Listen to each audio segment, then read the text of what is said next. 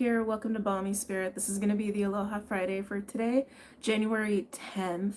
It's crazy. I'm like, God, I feel like we're halfway through January already. I hope you guys are doing amazing today and have had a great week. For those who are new, welcome.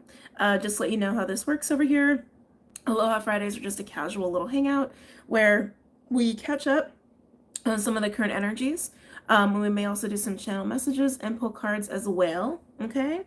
It's been a week, guys. It's been a week. Hold on, I didn't even get the timestamps ready. Sorry about being late. I needed time to like ground and everything before going live with all of you.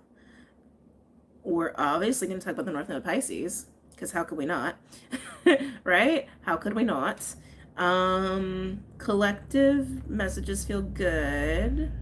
And then we'll take it from there as far as like elements or signs. I mean, I'm already getting ahead of myself. We will take it from there. Okay. But just to kind of recap, actually, yeah, this is good. To recap on this week, if you didn't catch the weekly or if this is your first time watching a reading over here, again, welcome. Don't forget to subscribe and all that stuff. This has been a week of pace, don't race. We've had some interesting elements going on as far as the astrology is concerned, right? We've had the sun squaring off with Chiron and Lilith, while Chiron and Lilith have been opposing each other in Aries and Libra, sun being in Capricorn. We've also had Mercury squaring off with Neptune and North Node, which has now shifted, and now Mercury is actually working with a sextile with Venus and it's a Pallas Athena? No, Saturn. Wait. Mercury's now moved into sextiles that have been very helpful with all the Venus energy that we have also been asked to embrace. So, not to mention, Mars is also back in Cancer as it's doing its retrograde thing right now. And tomorrow, 1/11, some of you may be treating that as a portal day and may have some special plans in order. But also tomorrow, the North Node finally moves into Pisces. It's been a week. With the pacing, not racing, you know, you could be experiencing this in whatever unique way you've been experiencing it, but the way that it was coming through me channel wise and even just observing out in the world and even with myself, it has been that like these old ways of operating, right? These old ways of we need to push, we need to strive, we need to get things done, we need to be on top of shit, you know, or any way that we cope with our insecurities or things that we feel are our shortcomings when it comes to ambition or taking initiative or feeling like we are the leaders in our own lives. Any insecurities or fears we have around that and coping mechanisms that we have around that probably have come up to the surface this week to be dealt with for some people, not for everybody, because everyone's in a different space. Okay. And not to mention, on top of all of that, with the water energy that's been coming up, Mars, Cancer, and of course the North Node going into Pisces, there's been this major call to operate differently, to operate with a little bit more feminine wisdom, if you will. The new moon in Capricorn was part of this too, and we've been speaking about that. Again, if you're new, I'm just recapping, okay? The new moon Capricorn is asking us to work differently, devote differently. Hair is hair today. So you make me want to go off on a tangent, I swear, when I see the comments like that. I put way too much product on it on my hair wash day this week, so it's super like short, and so I've been like trying to break it up to like have it kind of look more of its normal length. But thank you, I appreciate that. That's the one byproduct about using too much product. When you have curly, fine hair, the curls will look nice. It all just scrunches up really roughly, and you got to be careful not to rip your hair out. But anyway, I digress. So coming back, the new moon in Capricorn that we have been under the influence of, even now still, has been to get us to operate differently, work differently. And I've been saying devote differently because even just to replace the word work, I think we're all tired of that word. There's a lot of strenuous connotation, I would say, right? But work is just a form of devotion. So to invest your time and your energy and your money and your goals and your ideas and priorities and all of that in a different way, which again, kind of in a way where we are allowing ourselves to operate more in that like feminine wisdom way of pacing, being patient, being more present, allowing for time, allowing for breathing room, allowing things to also want to work for us in a natural way versus us forcing things to work in a certain way, right? Some of you, what maybe have words, bleh, my words are like really hard the last couple days. Some other themes that may have been coming up for you this week probably have been around like what success is to you, what accomplishment is to you, even your sense of value, your sense of purpose, your sense of what am I doing in the world. Some of you may have been even thinking about your futures a lot, like where do you want to be in 5 months, 10 months, 5 years, 10 years, what have you. It's just very Capricorn. Some of you, some old parental stuff and power dynamic stuff may have been coming up as well. Some of you may have been perceiving this through the lens of masculine, feminine, or even parent child. When we went live Wednesday, like what day is today? I'm also very tired. You guys feel that? I'm very tired sitting in the energy today, and I'll explain a little bit because there's some collective stuff there too. Some of you may have been perceiving it that way, and dreams have probably been telling for you guys as well. When the North Node shifts into Pisces, dreams and dream time is going to change a little bit, and it's going to be like that for a while. It's going to be like that for about 18 months or so while the North Node is in Pisces. So brace yourselves for that. It can go one way or the other. It's going to be different for everybody, but expect dreams and dream time to change for sure. Okay. So just catching up on the energies. Now, for my patrons watching, what I'm about to say, you guys know exactly what I'm talking about. I'm going to mention it here as best I can because it's kind of a macro concept is what I want to say. But for my patrons watching, yesterday, and I know yesterday the sun was peaking in its squares with Chiron and Lilith, like that's when it was the strongest, was yesterday, and I knew yesterday was going to be a day. I knew yesterday was going to be a day. Like at least for me with my strong Cappy in my chart, and even like Libra. But yesterday I hit that energy of the climax. I hit that energy of I can't even say the word over here on YouTube anymore, the painful orgasmic energy. My patrons know what I'm talking about. If you're not a patron, you're like, what the hell are you talking about? There's an energy that is coming up in the collective. It hit me yesterday. It's going to hit everyone a little differently, and some people might not even notice. So just depends on where you're at, depends on how sensitive you are as well, and where you're at in terms of your own, working with your own spirituality, I guess is a good way to put it, or even your own attunement to spirit and attunement to energy. So again, sensitive people would experience this probably. It's all of the crunchy, angry, destructive, chaotic energies in the collective. It's been going on because it's just it's the manifestation of destruction. It's the manifestation of change, right? And change is destruction and it is creation. Okay. But there's a moment, okay? There's a moment where we start to experience more of the creation after the destruction. It is a simultaneous process. They do happen simultaneously, even if we don't see it that way because of our linear reality. But this moment of the switch of obvious destruction to obvious creation, right? It is, if you equate it even to like sexual energy, that's exactly what it is, right? It's this peak where the energy is hitting its max, where the energy can feel at its peak of chaos, at its peak of intensity, at its peak of release, you know what I'm saying? And so some of you may be experiencing that internally at some point where something within you shifts drastically, where something within you has probably been dying or been slowly trying to change or trying to shift, and maybe it's gotten stressful, maybe it's gotten a little chaotic, maybe it's gotten a little crunchy, and you've been trying to find your way through that. And you may hit this peak moment where it's just this burst of internal energy, like a big cry or anger or euphoria, etc. Just a burst of energy. It is this peak moment of transformation, okay? This peak moment of destruction and creation. You may experience that. Not everyone will. Not everyone will. But just know too that collectively speaking, the things that we see on the surface, when we get these big waves of destructive shit, right? Like the fires, for example, or violence, or political craziness, that sort of stuff.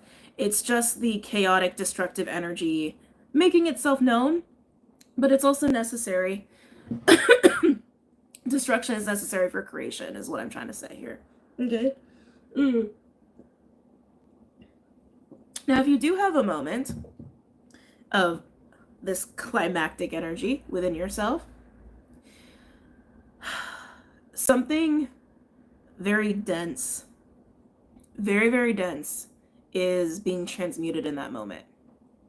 Almost like a true intense death or fracturing is happening in that moment. So just let it happen, okay? Just let it happen. Don't fight it. Just embrace it. Just embrace it, because what comes after is going to be a hell of a lot easier, okay? And yeah, you're going to feel different. You're going to feel very different. But again, not everybody will experience this.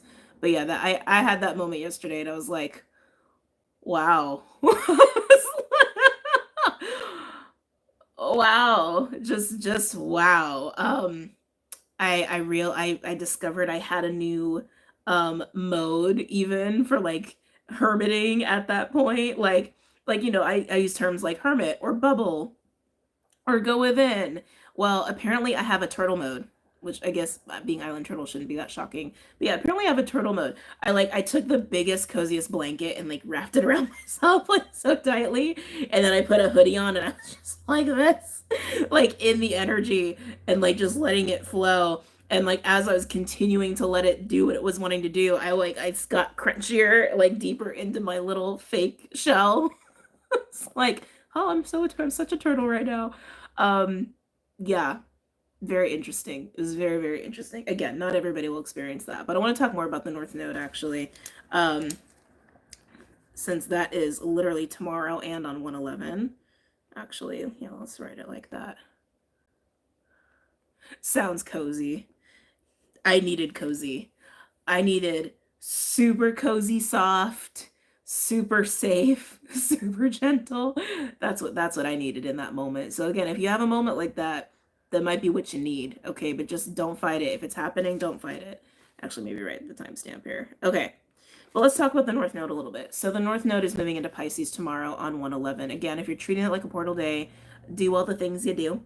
I will say with the energies that we have right now, devotion is still something that's on the table. How we are devoting differently, what our priorities are in devoting, right? Just from the Capricorn season, the new moon Capricorn, and also some of the aspects that we have. Venus is actually working relatively close with Saturn and will continue to get very close with Saturn up into the 18th is when it peaks. That's also helping some of the devotion energy. Leaning into Pisces and our lessons with Pisces is going to help a lot. And what I mean by that is leaning into compassion. Okay. The North Node moving into Pisces will help with this. Tomorrow, you may just naturally feel it. And even when I was going to go live with you guys, I felt the need to call in very Piscean qualities. I was calling in for more compassion, for more ease, for more grace, for more openness, right? For more love, softness, inspiration, these sorts of things, faith, right?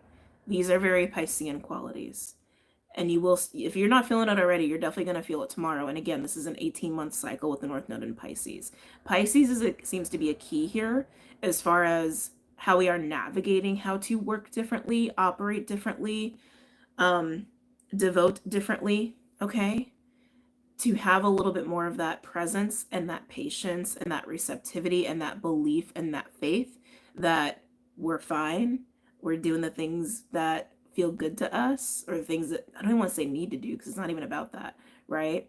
But it's allowing to work and devote with more ease, more allowance, more gentility, less judgment, less harshness of self, less harshness of other people, that sort of energy. That's a key thing here. And we've had a little bit of that energy present when Venus moved into Pisces around the new moon Capricorn, but we're getting a lot more of it now. And this is part of the North Node Pisces lessons, but also with Venus and Saturn working in a conjunction, again, peaking on the 18th, that's a huge help. That's a huge help because Saturn wants us to commit.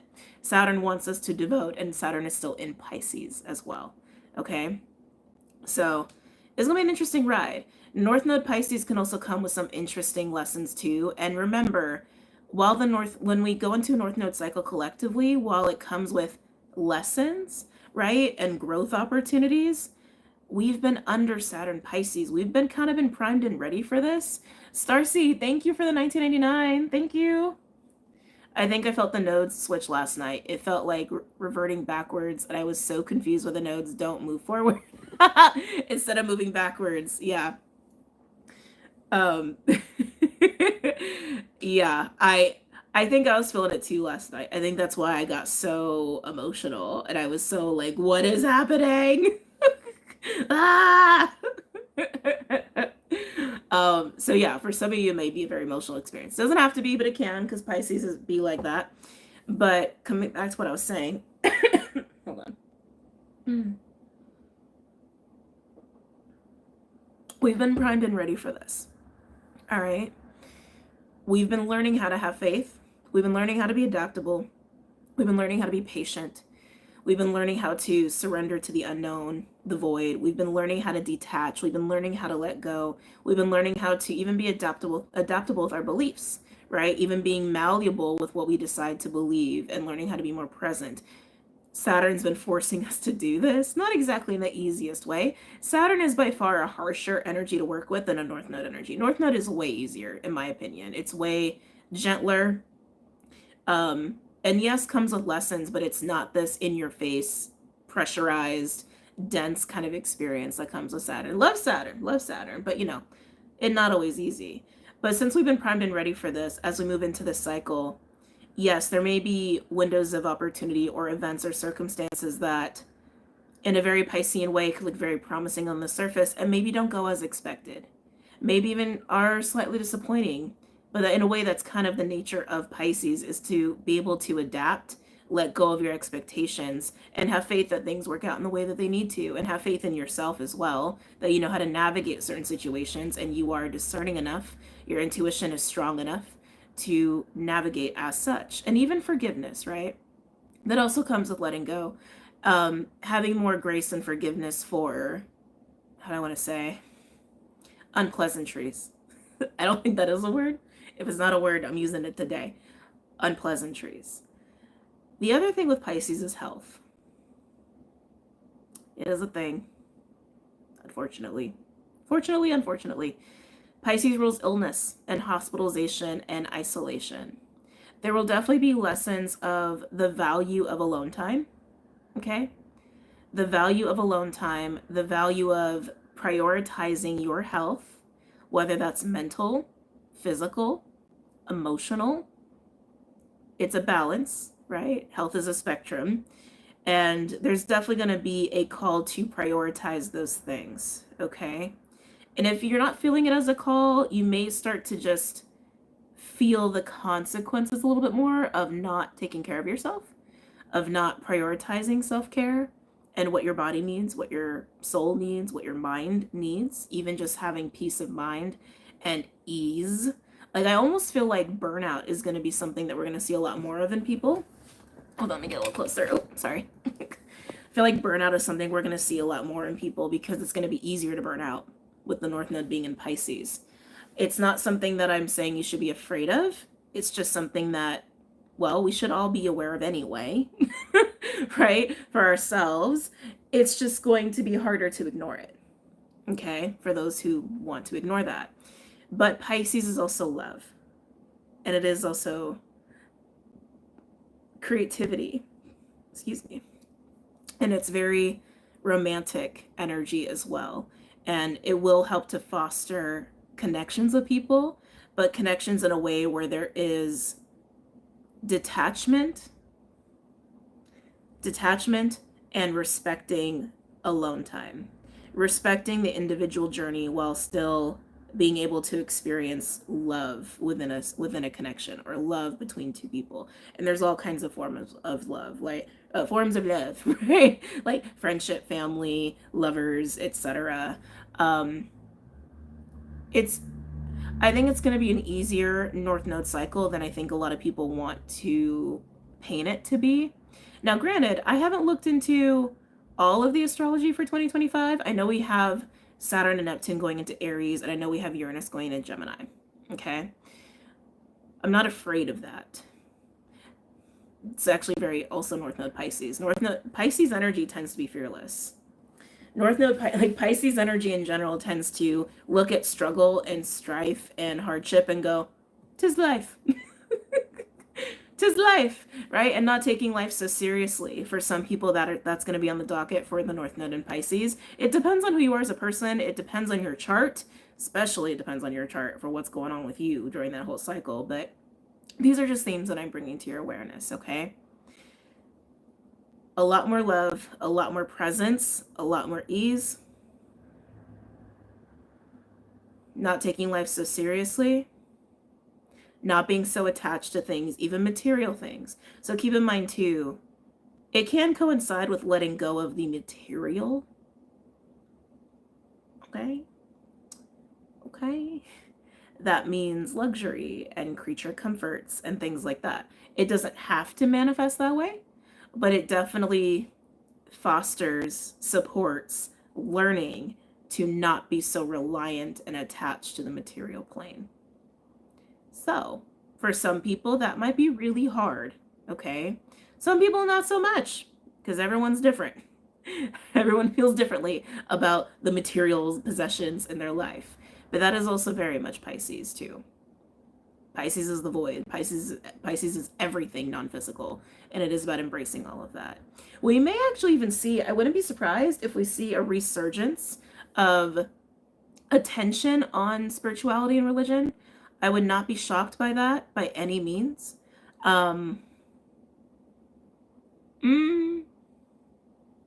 about Uranus.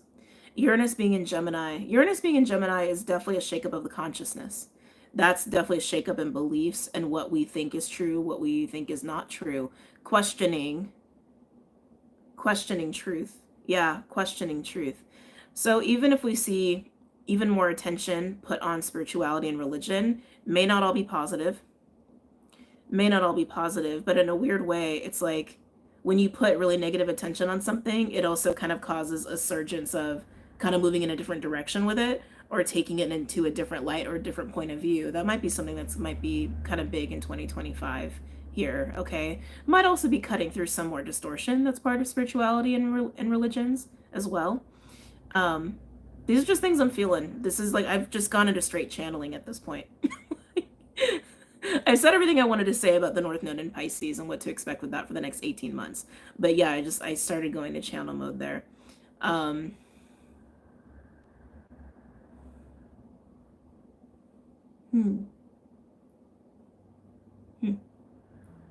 Just thinking about Saturn and Neptune with Uranus. Because Saturn and Neptune being in Aries, they're going to be moving into Aries the same year. They're going to be relatively close. I don't know if they're really going to have a conjunction. That I haven't looked into.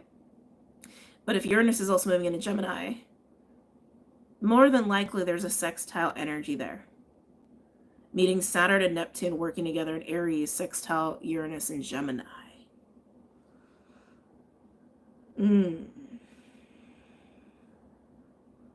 It feels good. That feels good. It feels a little volcanic. I'm like, oh, it feels like a bomb going off a little bit, but not in a bad way. Yeah, not in a bad way at all. Actually, that feels very innovative. That feels very innovative, very creative. Almost like a runaway train, but in like the best way. Yeah, that actually feels kind of nice. Anyway, so just telling you about some of the current energies that we have going on this week, and also some recent energies and of obviously upcoming energies. As far as this weekend goes, the energies we have support investment, support kind of mingling with other people. Okay, but if you are feeling too sensitive for that, do you, boo. Okay, do you, and be discerning of what your needs are. Okay. Let's go ahead and get some collective messages out here. Get another sip of coffee. I got Wi-Fi now in the kitchen. Yay!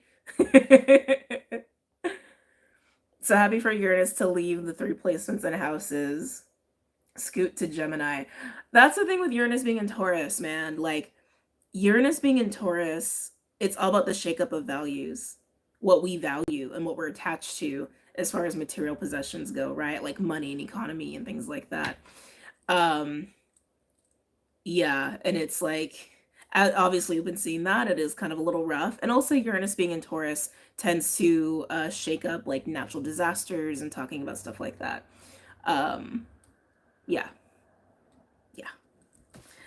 I was tempted to talk about the fires today, but I feel the need to stay away from that topic. So that's what I'm doing. We're not going to talk about the fires today. I talked about it a little bit with patrons. It's unfortunate and it's bizarre because, it is my hometown. Yeah, it's unfortunate and it's bizarre all at the same time. But yeah, let's get into some collective messages here. Where's Big Bertha? There she is. All right. We're going to pull from Big Bertha today. And yeah, we'll just take it from there. Okay. All right.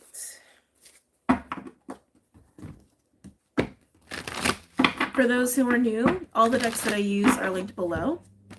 Big Bertha is my combination deck of the Starseed Oracle and Angels and Ancestors, if you were curious.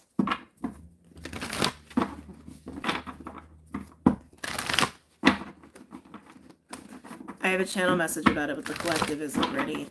There's some interesting thought forms floating around on the fires. I will say myself and actually many patrons had dreams about LA before those fires happened. Yeah, they're like, don't talk about it. Like, don't talk about it. So yeah, I just need to stop doing that. The vision board. Oh, no. The vision board share is for everybody. So for my patrons watching, the vision board share on Sunday night, that's for everybody. That's for everybody. Okay. Big Bertha is a grandma. She's been around for so long. She really has. She really, really has. Hold on. I'm like, why do I feel discombobulated? You know what? I think it's the cord. I think that's what it is. We're just going to put that down. Okay. Girl, it was so sad to see. I can't talk about it. I can't. They're like, don't talk about it. I can't talk about it. I can't talk about it. Okay.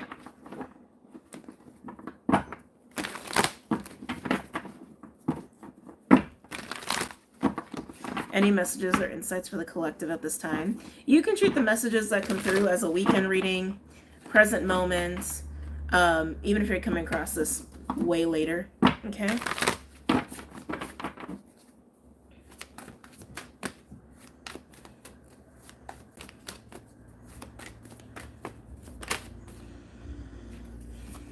It started showing me animals. Loosen your grip. Coping mechanisms, density, addiction, let God in.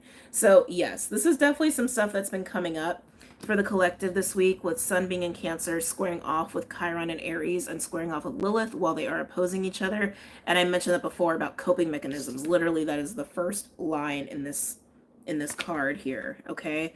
So you may have some old patterns that have come up. You may have some old ways of operating that have come up. Maybe even some old triggers. But this is also the stuff that's been trying to shake loose. So for those that experience that peak, that climax of destruction, creation, energy in the way that I described, again, my patrons know what I'm talking about, that can help facilitate, okay?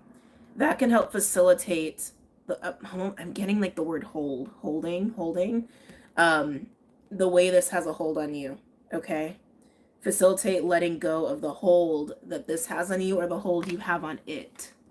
Like, I literally feel like a hand, like, no, security blanket. Normal ways of operating. It's like, that's what I keep getting here. Okay. Yeah, because it's like with the Capricorn component of the Sun square Chiron and Lilith, it is old Capricorn energy. Okay. It's old patriarchal energy. It's old, this is how we succeed by pushing and working till we drop kind of energy. Control, power dynamics, ego tripping, like these kinds of things, okay? Old ways of operating and old ways of succeeding and achievement, and anything that makes us feel less than or makes us feel like we can't do it, right? Insecurities and fears and things of that nature. Really, really old energy. Old Cap energy was coming through hard today, right before you said that. Yeah, yeah. It's, yeah, yeah. The square with Chiron, that brings up the fears and insecurities, right? But then the square with Lilith, that brings up the impulse. That brings up our innate yearning for desire, our darker impulses, if you will, around Libra, right? So that can be around a yearning for love and connection and harmony, but it can also, interesting word that wanted to come through, manifest as a yearning for indulgence, a yearning for intoxication, right? For indulging in too much good, too many things that make us feel good, but really that make us feel numb and disassociated in relation to what we're feeling in Chiron, fears and insecurities and things of that nature. Okay, all in the name of rising up to Capricorn, rising up to succeed, to achieve. Reputation, image is part of that too. Expectations of society, expectations that have been placed on us by even family or parental figures or authority figures. That's also very much Capricorn. So again, this is very, very, very old, dense shit. Okay? And a lot of you have probably worked on a lot of this stuff. And that's something that I mentioned too in the weekly too. Like, if you've done a lot of work on these aspects of self or on these coping mechanisms, insecurities, etc., that whatever that are unique to you, if you've been doing the work, you may not have to do some like deep ass shadow work this week. Maybe it is just having a good cry. Maybe it is just recognizing certain patterns and certain behaviors, and it's like, wait, why am I going to that? Why am I doing that? Right? This is a week where there's so much potential for continuing to embrace the newer timelines, so much energy to support embracing newer, healthier, evolved versions of self, right? So versions of self that we want, not necessarily like anything that you're pushing yourself to be. That's not you, right? It's not what I advocate. But we could get sidetracked by this old shit. Okay? Let this crack away. Let this break away. Let this be released.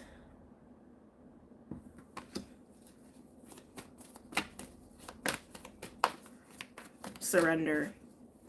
I'm hearing breathe, trust the timing, trust the wave you came in on. Time is not running out. That's the pressure point. Cappy is Saturn Earth, which can feel like a lot of pressure, but it's a pressure that's not real, is what I'm getting with this, with some of this stuff that's coming up with the Sun square Chiron and Lilith. Okay, it is that narrative of expectation, that narrative of this is what success looks like, this is what an accepted life looks like, this is what me living my best life looks like. There's so much like image and pretense is what I'm feeling here. Okay, but again, also just programmed, very programmed like ways of working and being productive, and this is how my life should be in order kind of stuff is also what I'm getting. Okay, because all of that is expectation and a taught narrative that comes outside of the self, it also stifles the self. It stifles the real us, which is also why addictions and coping mechanisms come up in relation to that. Because it's how can we fit into this mold, into this box, even though that box isn't you, right? Again, this is very, very, very, very old stuff. A lot of you have, again, probably been working on this stuff for years. And you're like, why am I feeling this now? Why is this coming up now? Because for some people in the collective, they're still working on it. Not everyone is, but it's coming up in the collective right now. It's just a window of energy that we are in right now. Some of you, it is the root of an insecurity, the root of a coping mechanism that needs to be rooted out to finally break. Like the word break is coming through a lot. Yeah, and with the timing too, the time component. Pace, don't race, right? You have all the time in the world. There is a lot of time. I know we tell ourselves that we don't. I know it can feel like we don't have a lot of time, especially with all the craziness going on in the world. I know it can feel like, oh, I need to have my finances in order because I might need to run away from the country. Or I need to have this in order because what if this gets too expensive and I can't afford it or whatever. Like, I understand that there is this perception that you need to have certain things done in a certain time in a certain way. But you still should have room for you. You should still have room for self-care, North Node Pisces. You should still have room to be present, to be able to take time to make sure that you are okay and you are taken care of. And honestly, all the other shit doesn't actually matter. I think that is going to be a lesson for some people with North Node and Pisces for the next 18 months. That when it comes down to it, the material possessions we have, the careers that we have, the legacies, the investments, etc., right? While we are here, they could seem incredibly important. And also, some people have legacies and careers and investments that help other people. And I'm not discounting that. I'm not discounting all of the good and fulfillment that comes from these kinds of things. But really, at the end of the day, is there anything more important than the well-being of any human being?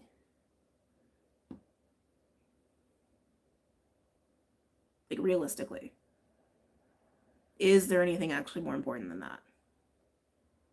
Than the well-being of any human being, right? Perspective. Just playing a little devil's advocate with some perspective taking there, okay? Can I get a final card, please, for the collective? Even when it comes to like mission work or a sense of purpose, yes, having a sense of purpose can make for a very fulfilling life. But purpose also doesn't have to be all-encompassing. It doesn't have to be your entire life. And also, you don't have to spend a lot of your time or your days, like, how do I want to say, just making that the number one thing. There are a lot of things in your life that can give purpose beyond some sort of goal. Goals are great. Goals are amazing. And yes, we can measure happiness by how we are striving or achieving or whatever. But even then, it's just like, I don't want to say this. There's a bigger message here. Okay. I think here's what I'm trying to say. So years ago, I had a friend tell me about a study, and it was a study about happiness. And I forget how many people were in the sample size. It was pretty decent. I think it was like 1,000 people, something like that. Trying to measure and quantify what makes people happy and where real happiness comes from. And the way they measured it was true happiness comes from having something to work on, having something to build up or work towards. And I do see the value in that. And again, I'm not discounting that. But I think that that is also a consequence of how we've been programmed too. Right? Because even if you think about, like, you know, humans way back in the day, right? Before we had any sort of modern society, every day was just made up of surviving. Every day was made up of food. Do we got food? Okay, let's get food. Good, we're good on food for like a few days. Water? Do we got water? Cool. Oh, is that a predator over there? Is that like? And that was it. The rest of the time is just being together, just existing.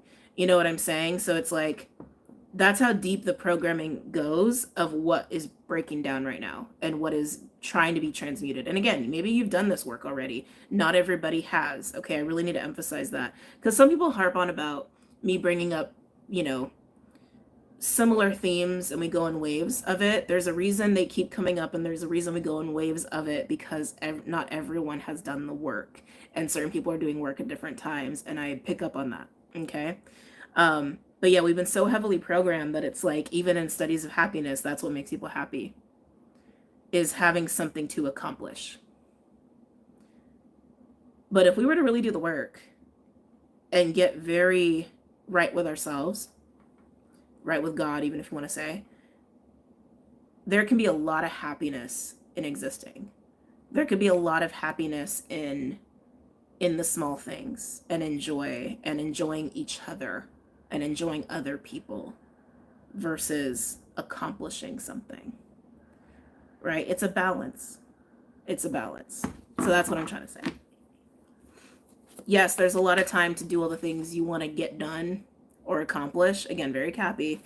But there's a lot of time to connect with people. There's a lot of time to laugh. There's a lot of time to do something silly and spontaneous. There's a lot of time to make your favorite food, to go to your favorite places. There's a lot of time for other things than that. And it's not the only reason we're here.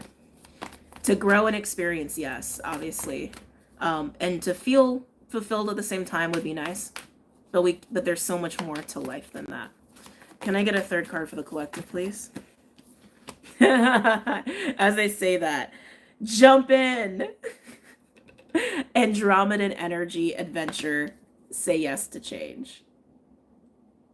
Love it. Love it, love it, love it. We can never get it done and we can't get it wrong, so relax. Yeah. Yes. Don't take life so serious. North Node Pisces is going to teach us that too. Especially with the South Node being in Virgo. Definitely going to teach us that too. Because Virgo energy, also very similar to Capricorn, get it done, get it done, get it done, get it done, get it done, get it done, get it done. North Node Pisces is like, did you see that bird? Hey, did you listen to that song? You know? Life ain't so serious. Yeah, that's been really missing in this world, appreciating the small things. Let's bring it back in. I'm grateful for all the possibility the future holds. Yes, absolutely. And that's what this card also speaks to. It's like, yes, embrace change, but also embrace life. Embrace the unknown, embrace what's on the other side of that. I love this card, man. It's like literally splashing through the, almost want to say the eye of the needle. Splashing through the center of the eye, right? Splash, like literally splashing into life. Yeah. And I understand life is not always easy. I get it. Shit happen. Trust me, I get it. Y'all might not know my story. You might not know my history, might not know all the things I've experienced. Life can be really fucking hard and scary sometimes. It really can be. And there are times when we do benefit from buckling down and taking care of things and making sure we're okay. And that is absolutely necessary.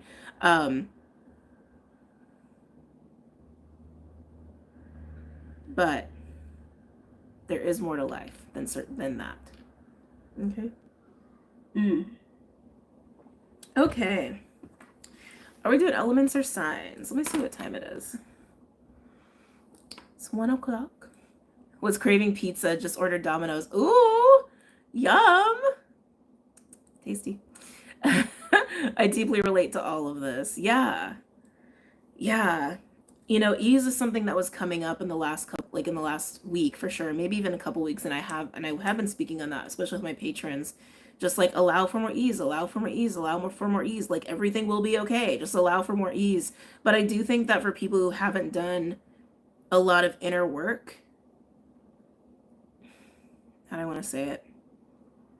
I just think they're having a harder time embracing some of these lessons, you know?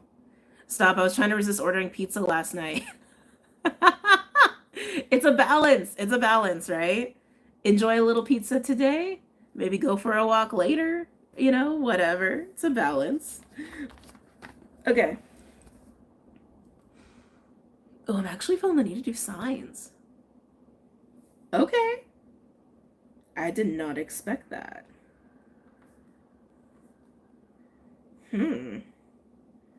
Okay. I'm just getting all the signs out here. Scorpio. I'm down. I'm still going to go elementally, though. So since we're doing signs, we're not going to use as many cards. Do I want to use you? No, I want to use you today.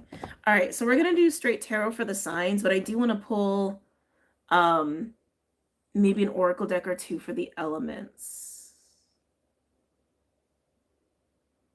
Yeah, I'm just feeling them out. Okay. Yeah, we're going to do pocket archetypes for the elements, and then we'll do tarot for the signs.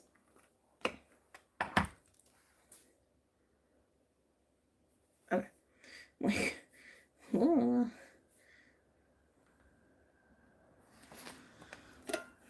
Okay.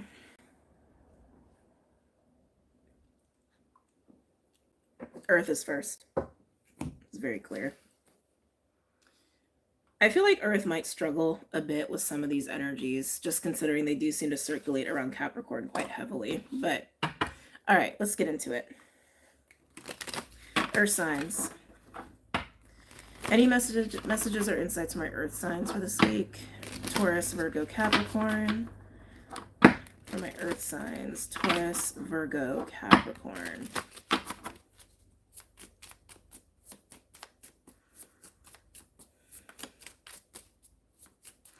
I'm getting Japan. It's like, well, there's no other way to say it. Something about Japan. Maybe you're in Japan. Maybe you want to go to Japan. Maybe you appreciate the culture. Maybe you love the food. Just Japan. Just super strong was coming through. That was very strange. Okay, Earth signs. Taurus, Virgo, Capricorn. Any messages or insights from our Earth signs here? Taurus, Virgo, Capricorn. Oh, we have the one Earth signs. So Earth signs, it looks like you are I'm actually feeling an embracing of self for sure, but embracing the present. That's what that feels like to me. It feels very much like literally allowing like your mind to clear, allowing yourself to just sit, allowing yourself to just be, really feeling all of you and really feeling all of what's happening in the present. It feels very, very meditative. It feels very internal and also feels very claiming too, which feels really nice actually. I'm actually getting a bit of a masculine energy, which is kind of a little bit of Emperor energy. It feels very much like I'm going to intentionally allow myself to just be here. I'm going to very intentionally make sure I've claimed all my energy and all of myself and take this moment for me. Like that's how it feels. It feels very much like, no, my time, me time, my present time. I'm going to be here in this moment. It's very intentional. And I don't know why there's a force with it. Like, it's interesting. It's like forcing, you're not forcing presence. It's not that, but like your intention behind doing this is very forceful, is very strong. The intention is forceful. Can I get another one for Earth signs? Taurus, Virgo, Capricorn. Am I taking this? Yeah. Ooh! Threshold. Okay. So it's reminding me of what I was telling you guys about the climactic moment. Because that climactic moment, if you're experiencing it internally, is what would push you to the other side. Literally, right? Because we're talking about destruction and creation. We're talking about death and birth. Again, sexual energy, transformative energy, whatever way you want to look at it, right? That climactic moment pushes us over into creation, pushes us over the edge. This might be why you're feeling like you need to put like energy and intention and willpower into, no, I will do this now. Maybe because even for you, you know, something needs to shift and something needs to change. You're initiating this, but you're claiming the moment. It's very interesting. You're claiming the moment. Can I get a third card for my Earth signs?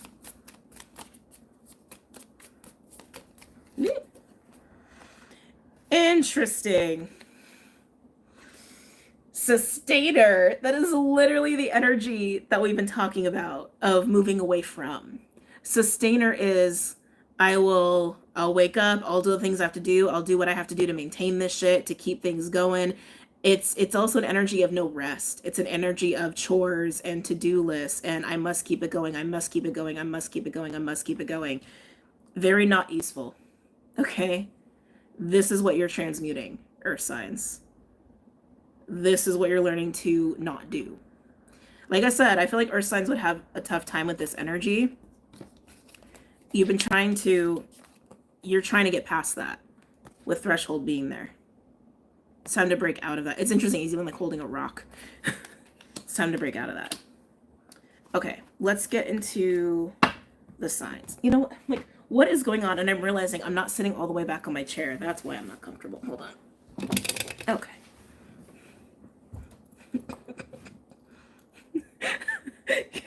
Get repositioned here.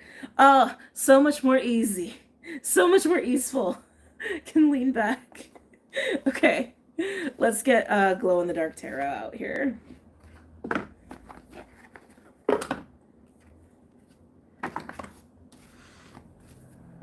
Okay. Starting with Taurus. I'm already hearing the word star. I'm already can't even say that sentence. I'm already hearing the word star.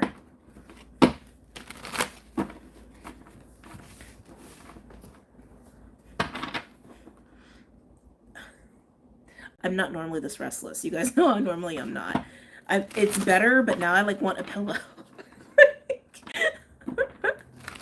Okay, Taurus.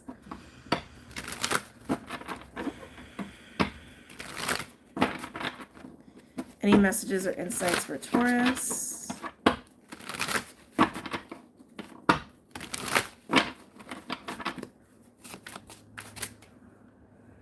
Budding, the word budding. Budding. Maybe something is just getting underway for you. Something new is in the works. Budding. Taurus. Any messages or insights for Taurus in this present moment? For Taurus's highest good.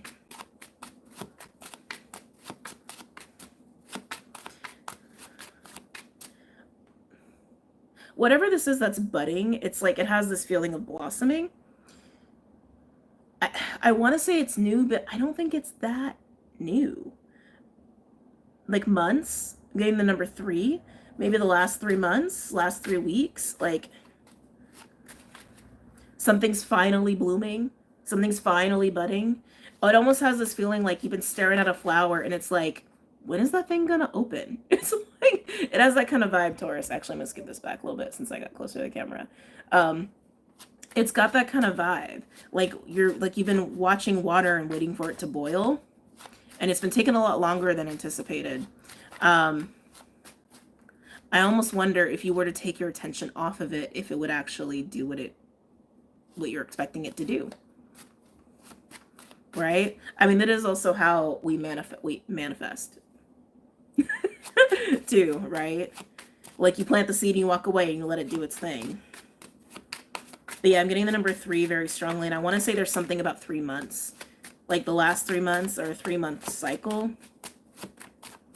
Any messages or insights for Taurus, please? Any messages or insights for Taurus? I'm also getting a lot of reds with you. A lot of reds. Pinks, like reds and pinks. That feels very Valentine's Day to me. Maybe you're having a 3-month anniversary. Or something about something about 3 months, or even the number 3. All right, Taurus. Number 21. Yeah, some about 3s. Number 21 is coming up for you as well. Some of you guys are planning something for the spring equinox, like 3/21. Like that's also coming through as well. Any messages or insights for Taurus? Thank you. We have Moon Libra energy with the 2 of Swords for you, Taurus. It's this vibe of like, I don't know why this water won't boil. I don't know why this flower won't open. I'm sorry, you gotta laugh a little bit. It's like, I can feel a little annoyance, I can feel a little frustration, and it has this feeling of like, well, I just don't know what the fuck. It's like, that's how it feels. It's kind of how it feels. I keep wanting to say, Taurus, just take your mind off of it. Like, I honestly, that's what I want to say. Like, just don't focus on it so much. The 2 of Swords can also be holding 2 ideas, 2 truths, and trying to figure out what to do with it. I want to say you just need to not focus on it. Honestly, that's my best advice for right now. It feels like a question mark of why can't I get this flower to open? Why can't I get the water to boil? Anything else for Taurus? Can I get a couple other cards for Taurus, please? Roses may be significant because, like, even as I keep tuning into like this energy, they keep showing me like a closed up rose, like wanting, like trying to open, wanting to open. And then I keep getting reds and pinks with you. Could be some of the flowers, generally speaking, or like maybe that's just something that's coming up in your awareness right now. You could even be thinking about spring quite a bit, getting ready for spring.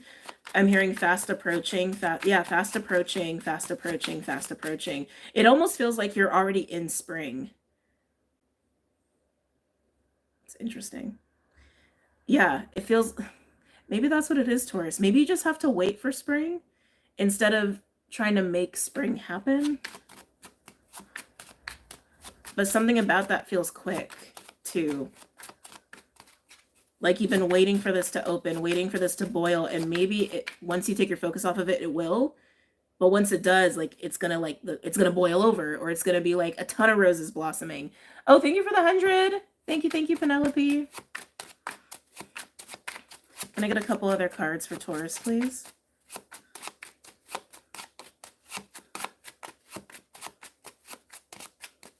Remember, pace. Pace and patience. Pace, patience, presence. Yeah, that's exactly what I was feeling. 8 of Wands. 8 of Wands is the energy of fast, quick, unstoppable, inevitable. It's going to happen. It's going to pop off. Which is exactly what I felt. Like once the water boils, once the flower opens, it's going to be way more than that one flower. It's going to be way more than a little bubble. Like the pot is going to boil over, or a ton of roses are going to start blossoming around it, metaphorically speaking. Okay. Like you've been wanting it, waiting. I don't know what to do. I don't know what to do. It won't boil. It won't blossom. I don't know. And suddenly when it does, is what I like, literally what I want to say. Some of you could be trying to figure out, what moves to make. Again, how to get the pot to boil. How to get this going. I'm hearing the word elevating too.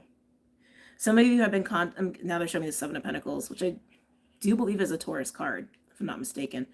The 7 of Pentacles showing me that, and I was getting a little bit of an investment energy. Some of you are contemplating elevating your investments or elevating an investment. By that could be financial. That could be investing in yourself. That could be a relationship. It's like taking it to the next level. Progressing in your goals. Like maybe you set a goal for yourself, like just an example. Maybe you set a goal of, I'm going to get more active. And now you've done that. And you're like, well, maybe I should make sure I go to the gym 5 days a week now. Like, you know what I mean? Even something as minor as that. I think it's bigger than that. From the energy I'm feeling, it feels bigger than that. But some of you are contemplating taking an investment to the next level. Can I get a third card for Taurus? Woo! We got 2 more. Let's see what they are.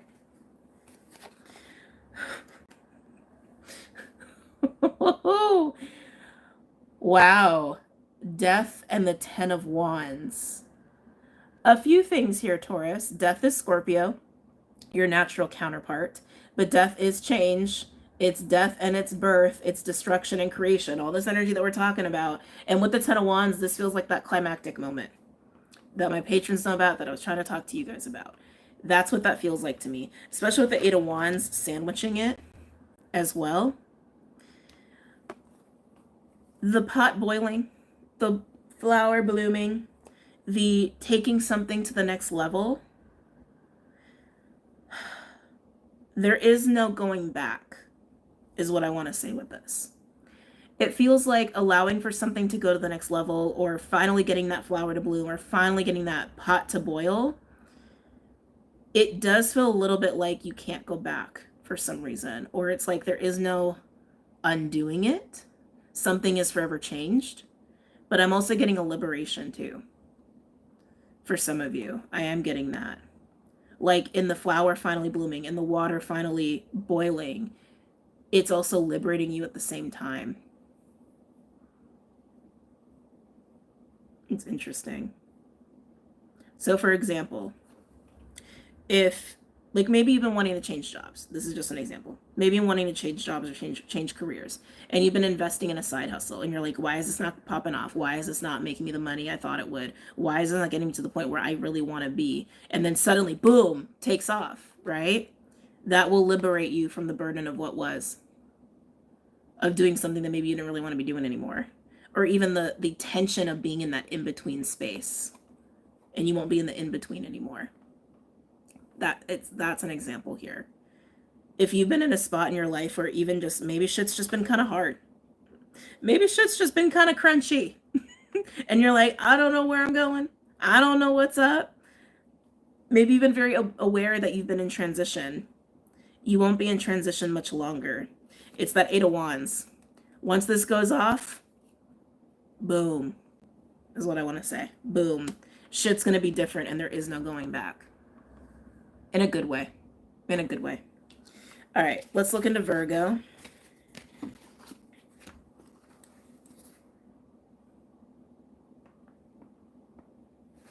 Okay.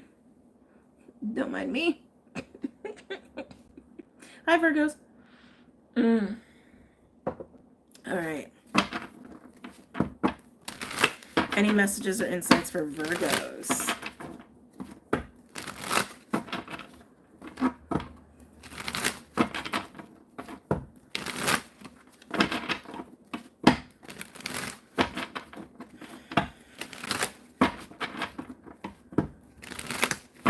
You're counting something, Virgo.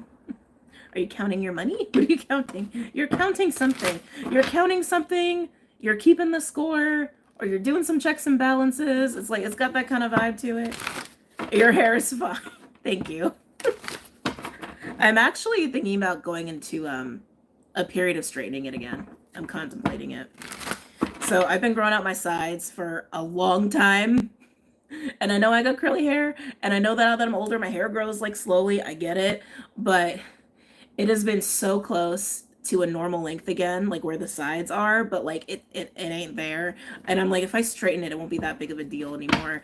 It's just hard to navigate hairstyle wise with that. Anyway, Virgo, I feel like you're accounting. You're counting something, you're checking something, you're doing some sort of checks and balances, or you're keeping some kind of score, or you're going over the facts of something.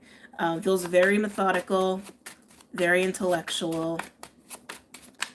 Virgo, any messages or insights for Virgo?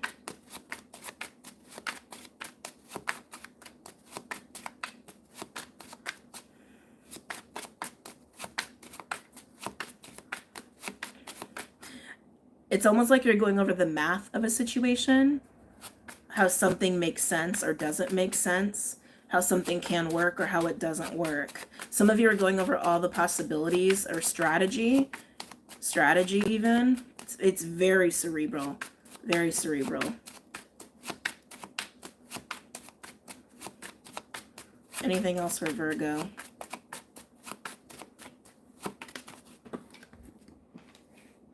Not what I expected. King of Cups. Why do I feel like you're not the King of Cups? Because I feel like you're in your head. I feel like you're in your head. I feel like you're really in the mind.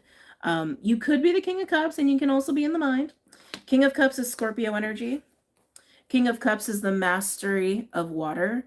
It is the mastery of emotions and emotional regulation. It's also, in a way, mastery of love, too, and compassion and empathy, and how to operate in that realm in a healthy, sustainable way. Okay? But I feel like you're tangibly going over shit. Like, literally looking at facts or numbers or money, and it's like, well, what about this, and what about that, but does this work, does that not work? Oh, but I don't think it'll work if we do it this way. It's very, very logical of where I think of what I'm feeling from you. So keep in mind, the King of Cups can be someone outside of you. Okay, some of you could be in this very intellectual state because you really care about something and you have a lot of emotional investment in it, so you want it to go right. You want it to go in the direction you want it to go. You want it to be balanced. You want it to be right. Okay, that could absolutely be the case. Let's pull a couple other cards to find out. Anything else for Virgo?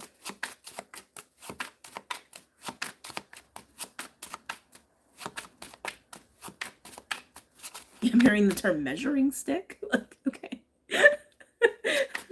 Okay, I don't know what you're doing. All right, anything else for Virgos?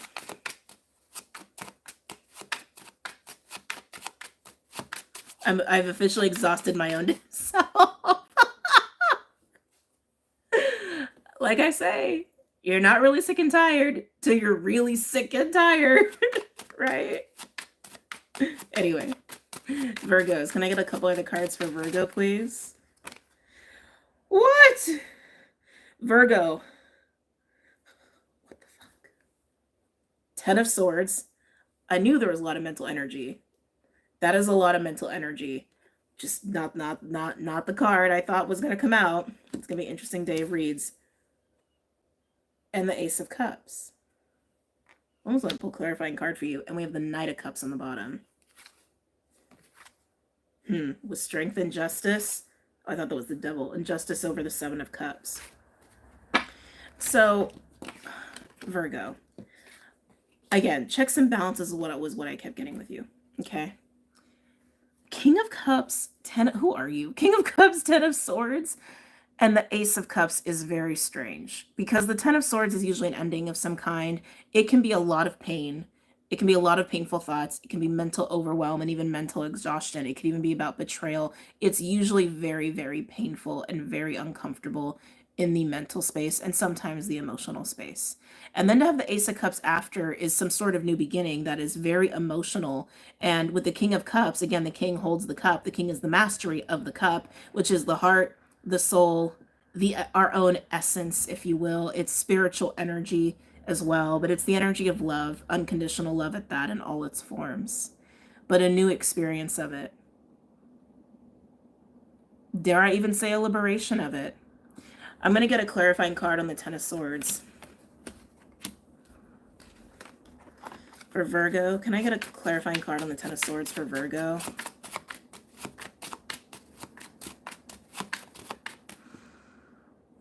I want to say it's literally the pain of trying to figure something out. It's like almost what I want to say. You've like, it's almost like maybe you were in the 8 and you like 10 of Swords yourself. Almost like, I forgot who was it said it, like you've exhausted yourself. Yeah, it feels like the mental torture of trying to figure something out in the right time. Almost like on a deadline.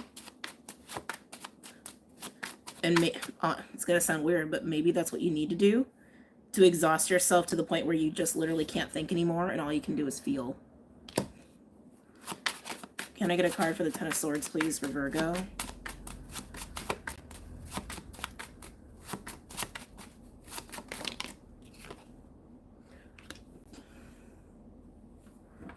Virgo, you're making me nervous. 10 of Swords and the 10 of Pentacles. Okay, Virgo. Some of y'all are going through a lot here because 10 of Pentacles is legacy. 10 of Pentacles is the foundation we build, that is our careers, our family life, our investments for our future, like retirement, inheritance. Like it's big decades worth of stability and security and investment. With the 10 of Swords being here, some of you, it almost feels like how you envisioned your 10 of Pentacles. This is why I think there's so much like checks and balances going on. You're realizing something about it is flawed or faulty or outdated or doesn't work for you anymore.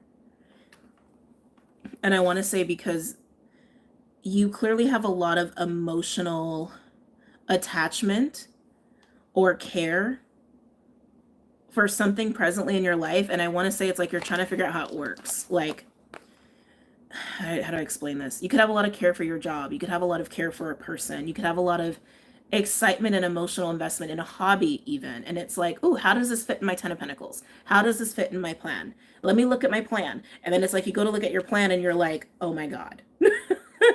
It's like, if I move this here, if I move that there, but if I put that off for a couple months, but if I put that off for, it's like you're looking at all of the pieces and you're like, something about it, you're like, you can't figure out, or it literally doesn't work or doesn't work anymore for who you are now. For who you are now, and maybe even what you care about now. It's almost like you had a trajectory or you had a plan and it doesn't work anymore. And you didn't realize it doesn't work anymore. Some of you are also realizing like, oh, this is a plan that fit last year me or five years ago me, but not the me that I am now. And you didn't even notice it. You didn't even realize it till you went to actually look at all your pieces and tried to do some logistic shifting is what I'm getting. But that's why the Ten of Swords is here. Having the Ten of Swords with the Ten of Pentacles, it feels like the death of a plan, of a legacy plan, or even the death of a career. Not in a bad way. It's in a way that's needed. I mean, you get the freaking Ace of Cups. And this seems to be the third position, seems to be a position of liberation so far, just based off how the signs are going. Okay. But it seems like the Ace of Cups for you is what's liberated, your heart and what you care about, what matters to you on a soul level, what's fulfilling to you. Wow. Seven of Pentacles at the bottom, reevaluation of plans. Ooh, the Seven of Wands, that's Mars Leo. Fighting defensiveness with the devil, trying real damn hard to make it work in a way that's toxic. Yeah, with the moon. Oh, don't make yourself crazy, Virgo. Don't do it. Just see it for what it is, okay? Yeah, behind the moon we have the Fool. Don't make yourself crazy. That's what I'm getting. It's very obvious, like what you envisioned as your vision or your legacy or your plan or what have you. It doesn't work for who you are right now, and it doesn't work for what you really truly care about. And it's having that moment of like, oh my God. So some of you, this is major. Okay, some of you, this is really major. I really want to say don't make yourself crazy. Just see things where they are. Feel that shit, own that shit, and shift accordingly, okay? All right, Capricorn. Excuse me. Excuse me. Cappies. I feel like your reading is going to be very collective, but let's take a peek.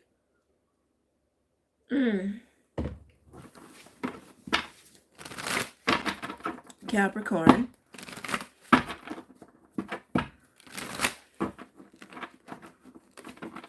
Any messages or insights for Capricorn? I don't know why they're showing me a swing. I don't know. Maybe you have very pleasant, nostalgic memories of being on a swing. I don't know. Showing me a swing. Okay. Capricorn. Any messages or insights for my Cappies?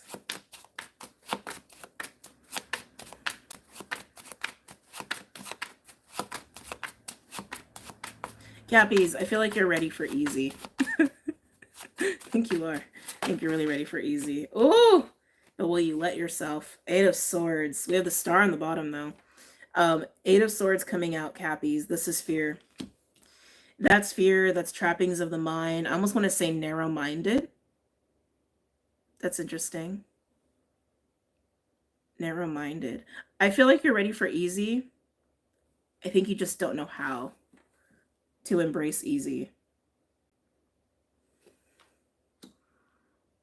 There's a fear with ease is what that's literally what I'm getting with you, like a fear of ease. A fear of ease, a fear of what does it mean if things aren't hard or require a lot or take a lot of time. This is weird. Yeah, it's like it's a fear of ease. Some of you, like, you can't sit still. Some of you are really restless.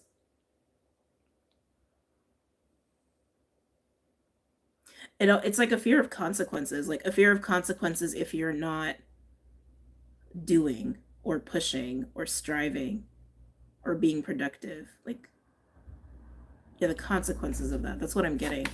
Anything else for Capricorn? Hi, Asha.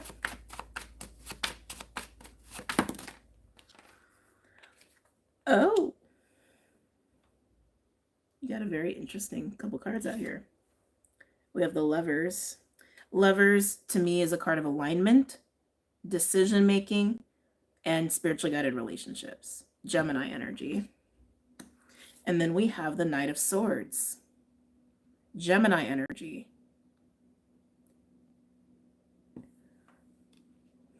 You need to embrace your truth, is what I'm getting with the Knight of Swords. Embracing your truth or speaking up on something, but I want to say it's embracing your truth, that your fear is not wanting you to do. Your fear is not wanting you to see something. I also, in the Eight of Swords, I was drawn to the water. You got a lot of Gemini, by the way. All 3 cards are associated with Gemini. By the way, Cappies, I'm just saying, all 3 cards. I'm pretty sure this is Mars Gemini. I could be mistaken about that, but it's definitely a Gemini card. This is the Gemini Major Arcana. This is the Gemini Core card. All Gemini. What does that say? But with the Eight of Swords, it's called you Gemini. Capricorn. With the Eight of Swords, I was drawn to the water. And it almost felt like if you looked in the water, you could see.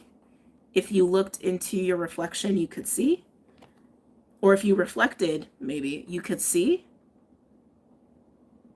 It's almost like your ego doesn't want you to see some sort of truth or acknowledge some sort of truth, is what I'm getting. And I want to say it's a fear of consequences. I want to get a couple of the cards here for you, especially on the Lovers. I really want to look at the Lovers. There's something interesting going on there. Can I get a card for the Lovers, please? For Capricorn.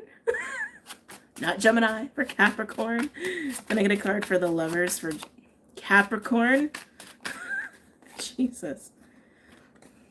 The Moon.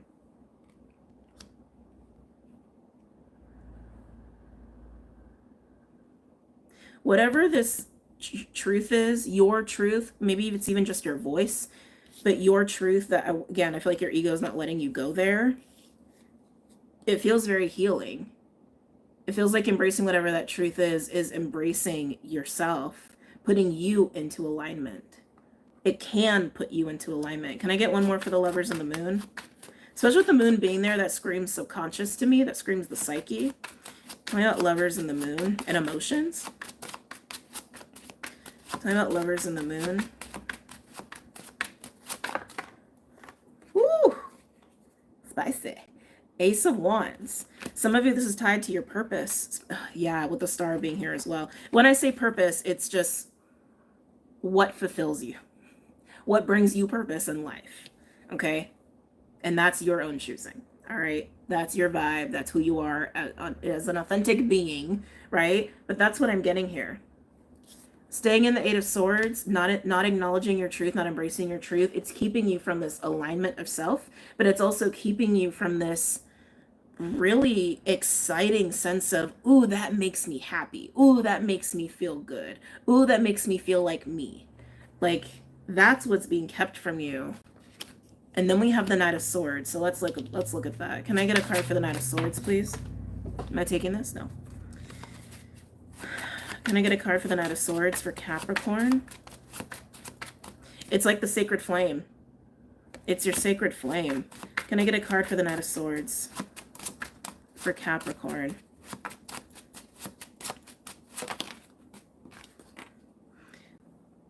Queen of Cups. So the truth is tied to your emotions. It's your true feelings. Maybe you're with the Gemini, because Gemini kept wanting to be said here a lot. We actually have very strong Gemini in Cancer. There could be a cuspy energy going on here. But with the Queen of Cups, Cancerian energy behind the embracing of truth and the acknowledgement and or expression of truth, it's clearly emotional too. It's your heart's desire, Cappies. That's what this is. That's what... There's a fear of consequences. Yes, I'm feeling that as part of the Eight of Swords. But in letting that fear get the best of you, you also are not allowing yourself to fully embrace what you truly want and what you truly desire. That's why the Ace of Wands is behind the Moon. That's why the Queen of Cups is behind the truth. This is very Mars Cancer retrograde lessons here, okay? Which the Sun is also opposing Mars and actually will peak, I want to say the middle of next week. I want to say next Wednesday, Thursday is the peak of that opposition. Yeah, when the Sun is opposing Mars, Cappy to Cancer, okay? So yeah, Caps, let yourself be really honest about your feelings with yourself and anyone else you need to be honest with them about. You're gonna be a lot happier. Okay. All right. And fear of consequences, I would work on that, or at least work through that if that's something that resonates with you. Okay. Moving on. Which element we doing next? Fire, air, or water?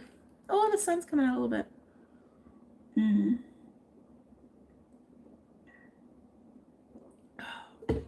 Oh, that water tasted so good right there.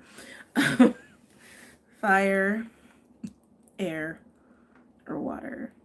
Oh, I'm getting swans. What is this? Who's got swans? Air. Air has swans. Okay. Air, I'm excited. You have swan energy in your field. Swan is very nice. Swan is graceful. It's beauty. It can also be an animal medicine associated with love and partnership. Also with wholeness of self. Swans are very graceful on the surface, but they have so much going on deep down under the surface, right? It's a very nice energy to have. Very nice. Okay.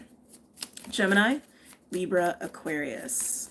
Any messages or insights for my air signs? Gemini, Libra, Aquarius. Let's see. The Hunter. Okay. So there is a seeking out happening here. Every time like the word hunter comes up, I always get pulled to the Big Bertha deck with that hunter card, like seeking out your fears, you also seek out your desires.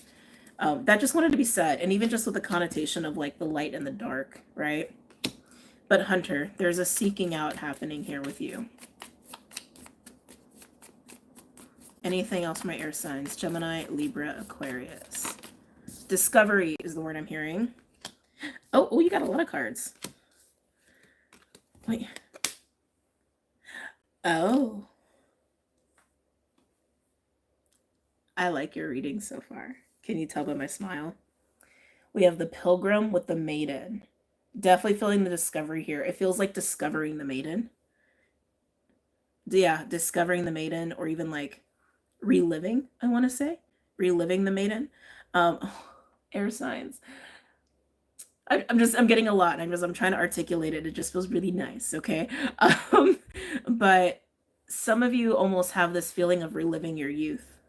And not in an unhealthy way, but in a way of like enjoying life and maybe going down memory lane. Maybe you're revisiting your hometown or old haunts, or picking up old hobbies that you don't do anymore, making space for the little things, making space for enjoyment. That's kind of the vibe I'm getting. Yeah, reclaiming youth. Rediscovering youth, rediscovering the joys of life. There's such a fresh energy here, especially with Pilgrim and Maiden. Both of them are about newness, or almost like a novice kind of energy. But it's joyful, and it's a youthful is the word that keeps coming through. Youthful and playful, and there's a lot of beauty and gratitude going on in there too. And the seeking, we also have the Sword here. I feel like Sword goes with Hunter very nicely. It feels like a cutting through. The sword as a totem, a symbol in the occult, is one of forging, creating, and destroying. So again, continued themes of destruction and creation happening here, very blatant in your reading as well. The sword can also be a conduit of communication of the mind and words and truth and knowledge, transference of knowledge, all of these things. But I'm really feeling the creation and destruction here. It feels like you're going through this experience of change, but what it's doing for you, hold on, I'm trying to pick up these cards. What it's doing for you, it's allowing you to rediscover youth and play and enjoyment. It's not putting rose-colored glasses on, right? Because like with youth, sometimes what makes youth so nice is being a little ignorant, being a little naive. I don't feel the naivety there. I just feel the embracing of the good qualities. Some of you might get a little checked up when I say this. Some of you are actually starting to learn to enjoy life in a way that you never did. Almost like no matter what your age is, right? Like, oh, I never knew how to live life until now, is kind of that vibe. That's really nice. And with this enjoyment of life, some of you are enjoying this with other people, like friends, maybe even new friends, new people around you. Some of you, that could even be love interests as well, where people are teaching you or showing you how to live life. That's for some of you, not all of you, but it's really nice. I really like it. It's actually very sweet. All right, let's go ahead and get into Gemini.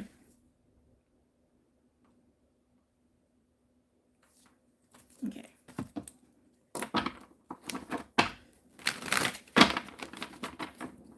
Yeah, it's very sweet. It's very, very sweet. Gemini, any messages or insights for Gemini, please, regarding this spread?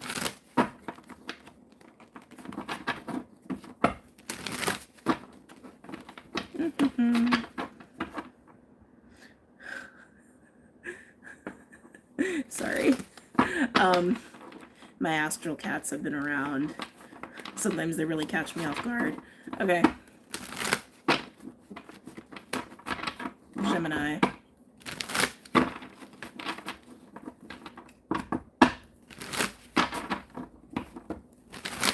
This is the energy to come. Libra sun is claiming it. Yeah, this is a nice energy to claim.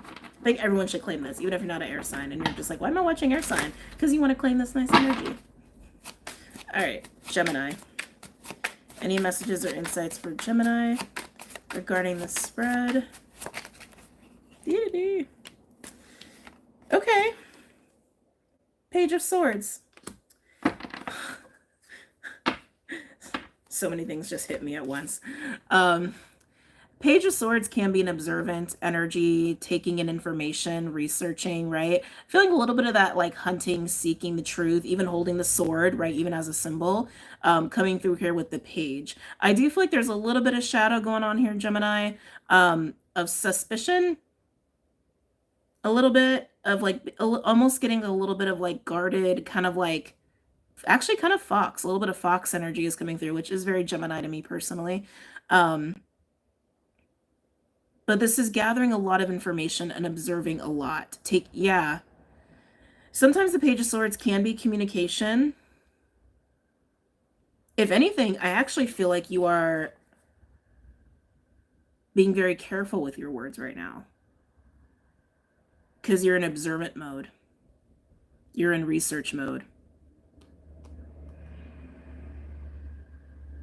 Yeah, it's almost like you're pensively holding your sword, metaphorically speaking, until something makes sense. It's actually reminding me of Virgo a little bit, the Virgo read, which you are sister signs. Tell me more for Gemini. 10 of Wands. So 10 of Wands, there's a lot of stress, there's a lot of burden, there's a lot of weight. There's a lot of weight and density going on. This might be why you are observing. This might be why you're in observant mode, because the page is also trying to take on a new idea or a new viewpoint of something, right? That's usually why pages come out. I feel like you're examining where you're at and realizing it's a lot, or it's hard, or there's something about it that maybe is a little too much and maybe does need to change. It just feels like a lot of just on your plate, a lot of things on your plate, or a lot of things on your mind, but I'm really feeling a lot of things on your plate that you have to do or you have to take care of, and maybe you're not getting a lot of sleep, like things like that. Things like that. There may be a specific situation that has pushed things over the edge for you, so to speak, which is why you're like, okay, something needs to change. Almost like the drop of water that like makes the bucket overflow, right? I am getting that vibe actually with you, Gemini. Yeah, I am. I'm getting that vibe with you. Something you've taken on recently, or something that's like come into reality as of late. I'm getting the number 6, maybe something in June, maybe something around June. Maybe you're a June Gemini, or maybe the last like 6 weeks, 6 months, something like that has made it too difficult. And you know you need to do something about it. If this is about a relationship, I want to say, again, you're being very careful with your words here while you figure things out. Can I get another card for Gemini? Am I taking these? No. Yeah, it's a lot. Can I get a third card for Gemini?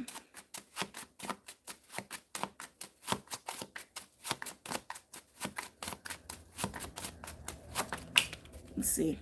Wow, the moon's coming out for a lot of people. The moon landed on the Ten of Wands, so I'm still going to pull a third card.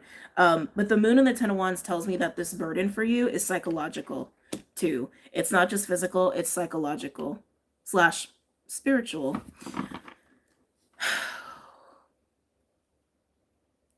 It's just become too hard. It's just become too much. Some of you just may feel like this about your life, generally speaking, that it has become too difficult and almost like you can't maintain anymore. Yeah, you can't maintain anymore, or you can't deliver anymore is how that's coming through. Can I get a third card for Gemini, please? You're very aware of this, and I do feel like you're actively seeking a solution. Can I get a third card for Gemini?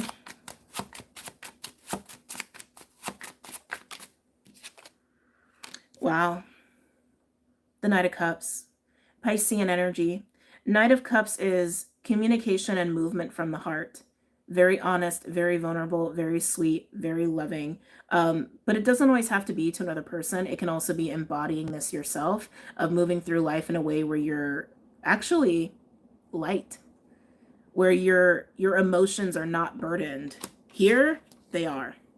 I keep getting psychological, though, which can translate to emotional burden, but I also feel like there's a lot of physical activity. So I feel like there's a lot of physical investing and doing things, but I also feel like there's a psychological burden of, I cannot maintain this, whatever that is for you. And it seems like your liberated state is the Knight of Cups. Can I get more about the Page of Swords? Can I get a card for the Page of Swords for Gemini? Let me see what you're observing here. Gemini. Are you a true Gemini? I'm seeing a lot of restraint with you. Also, just to say, the Ace of Swords is poking out. So again, sword is a really big symbol here for air signs today, but you are the first ones. We have Page of Swords and the Knight of Wands. I feel restraint. The Knight of Wands, I feel like you are having this feeling of like really wanting to act and change things now. With the Knight of Wands and the Knight of Cups, there's also very clearly a pull that you're feeling in the realm of desire, in the realm of want, in the realm of even passion. Some of you, this could again be about a relationship, but I feel like there's a lot of restraint here with the Page of Swords and the Knight of Wands. I almost feel like the Knight of Wands energy is being held back by the Page of Swords energy, and I feel like that's all you. Okay. Interesting. Can I get more about the burden for Gemini? Yeah, it's like you're holding yourself back until you see a proper resolution, is what I'm getting. Tell me more about this burden, though. Yeah. The Fool. Your sense of freedom and like carefreeness, being lighthearted, open-hearted, feeling free to pursue your passion and desire feels restricted. That's what's going on here. So whatever the burden is in your life, it's preventing you from living carefree and lighthearted and just going full throttle on your passion and desire. That's the burden. The burden is keeping you from that.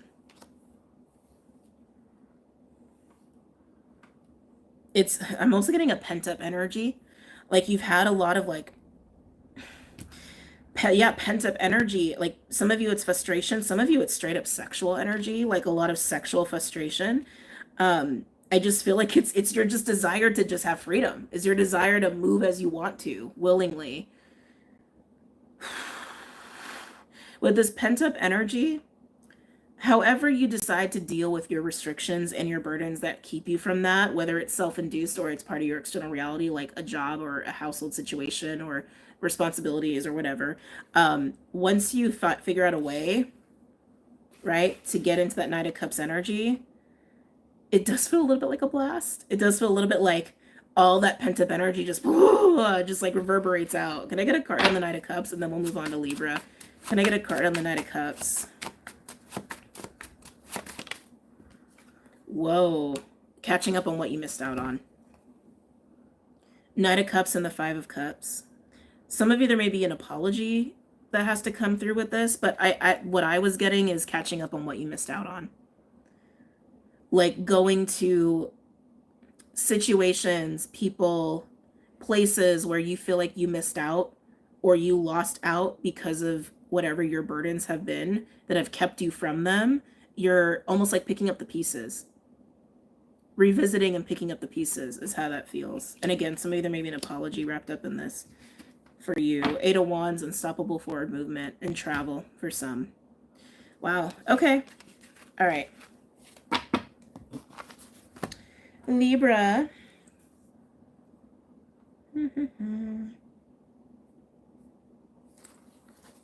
Okay.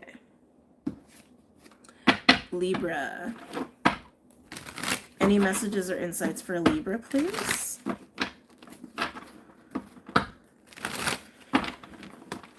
Any messages or insights for my Librans at this time?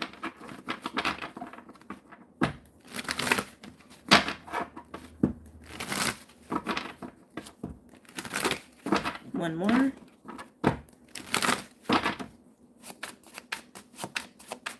Any... Wow.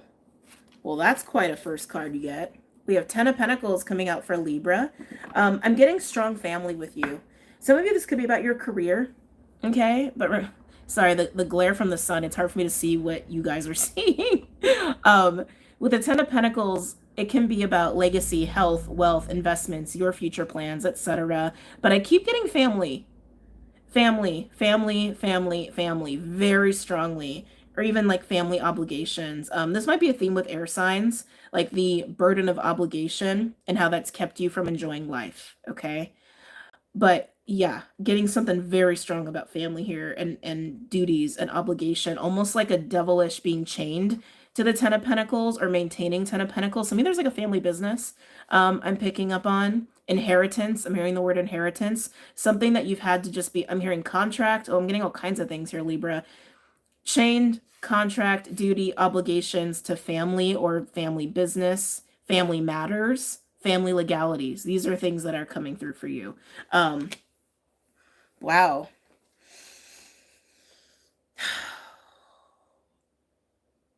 Ugh, it's a weird energy because on one hand it actually feels fulfilling on one hand.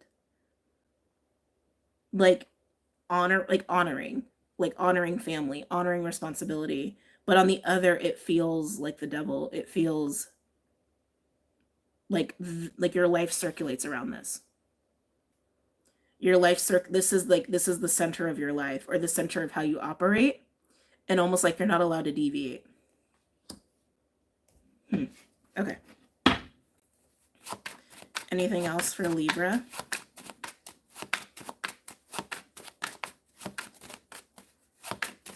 I'm getting a lot of paperwork. There's something here that feels very paperwork, legal oriented. So maybe it could be about taxes. We are entering that time where people are getting ready for taxes. Yeah, I feel very like official paperwork documents, legal shit going on there too for some of you. Like contracts. Anything else for Libra?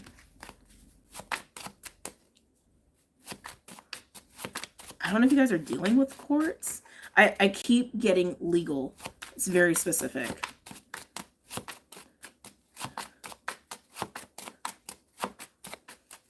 Any other messages or insights for Libra? Oh, well, that just says it all. Yeah, you want out. Oh, Libra, you want out, baby. You want out. You want out of the contract. You want out of the deal. You want out of this responsibility. You want out of being chained to this, tied to this, expected to cultivate your life around this. You want the Fool. I'm hearing life is too short. Some of you, this is a recent shift in your beliefs and perspective. Almost like maybe you just thought this is just what you had to do. Almost like desensitized to living your life around this or having this be the center from which you operate. It's really weird because they're also showing it to me like, it's kind of a rough visual. Like, some people, they like I'm not a dog owner, and everyone do their thing with their own dogs and whatnot, but like it's really hard for me to look at a dog that's like chained up. It's like hard. It's just hard for me.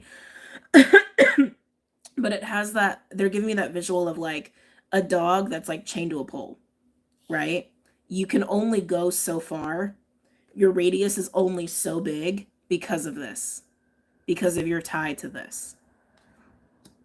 And I keep getting like a recent switch in your perception of this, almost like maybe you were okay with it for a while because it's what you knew, or you became desensitized, accustomed to it, and some sort of recent shift for you is like, wait a minute, there's other things beyond my radius.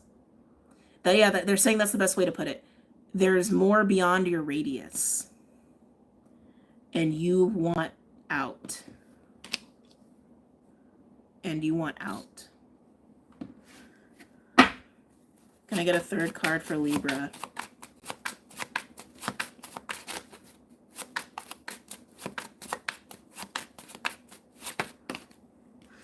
Wow. So 9 of Swords just landed on the 10 of Pentacles.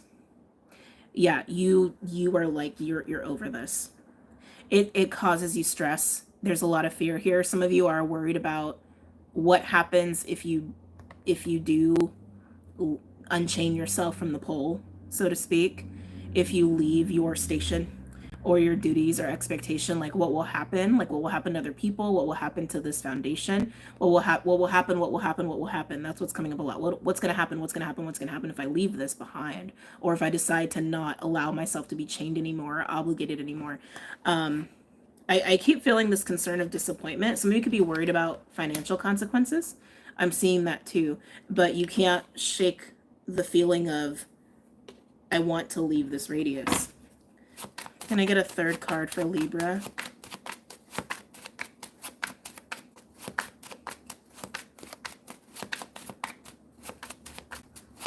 Like, if this is a job, Libra, I keep getting family, but if this is a work situation, it also has this feeling of like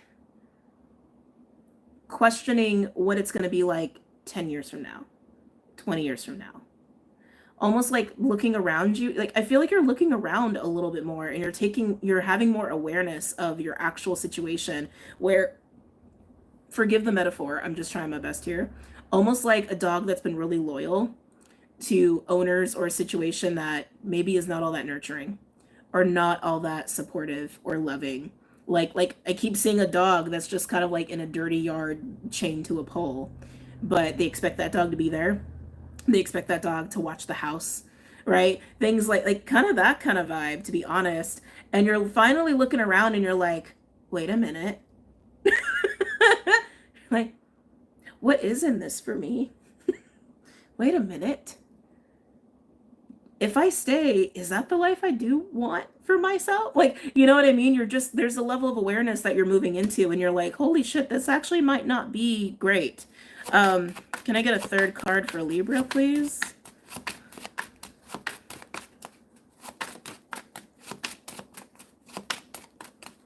Like, if it's a job, maybe other people left and you're still there.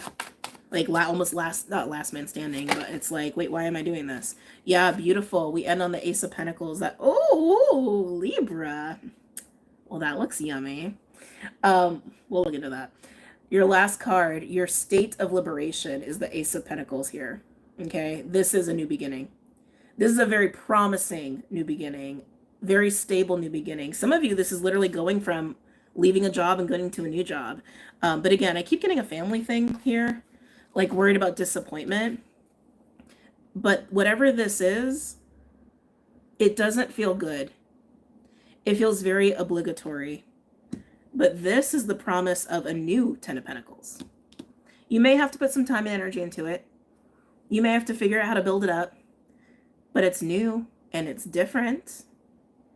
And one where you're not chained to a pole, most likely. Because that seems to be the biggest analogy that's coming through, or metaphor, or whatever. To be honest, I don't know the difference anymore. But this is the promise of new and different and stable. The Ace of Pentacles is always the promise of stability. And again, some of you it is financial. Some of you it's coming with some sort of a gift, or even a new commitment, like leaving one commitment for a new commitment. Okay. What's interesting, though, is the Two of Cups are on the bottom. So there is some sort of a relationship at play here. Friendship or otherwise. Ooh, Queen of Wands. The attractive queen. Well, they're all attractive in their own way. But the highly attractive queen and like magnetic queen. Eight of Swords and Knight of Cups. Libra, this is getting more interesting by the minute. Some of you, there is a relationship here that is romantic. And I only say that because we have the Knight of Cups with the Queen of Wands, where there's a high level of attraction and fear of approach, fear of embracing. And that could totally be what's happening for you. You could have a lot of fears and anxieties about your state of your current family values, their beliefs, your duties and responsibilities, etc., that sort of deal, versus going into a new direction with someone else to build a Ten of Pentacles with, or to build something with sustainably, outside of your family, your current family. Very interesting. Okay, let's move on. Aquarius.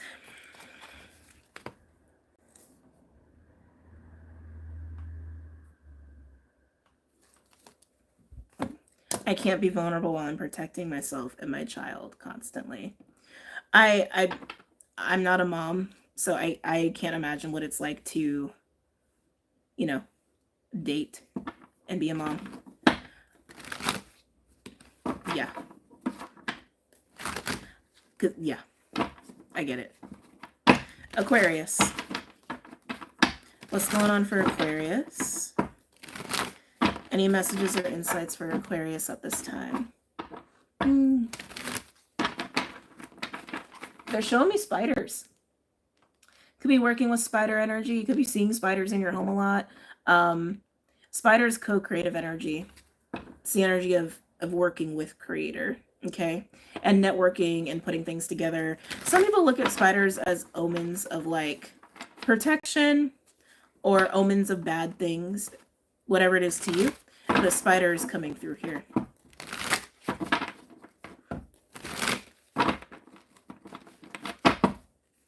I have a client. Thank you. See everyone Monday. Okay, bye, Stellium. See you Monday. Any other messages or insights for Aquarius? Am I taking this one? No. Any messages or insights for Aquarius at this time for Aquarian's highest good? Ooh. Knight of Wands. I'm getting a couple interesting things here, Aqua. This is passion, but I'm getting frustration with you. And a little bit of anger. I gotta be honest, a little bit of anger. Maybe you have a short fuse. Maybe you're working through some anger stuff. Maybe someone's just ticked you off. Okay? But I feel a very irritated energy with you. Some of you, this is sexual frustration, which is something that is still happening right now with what Mars is doing.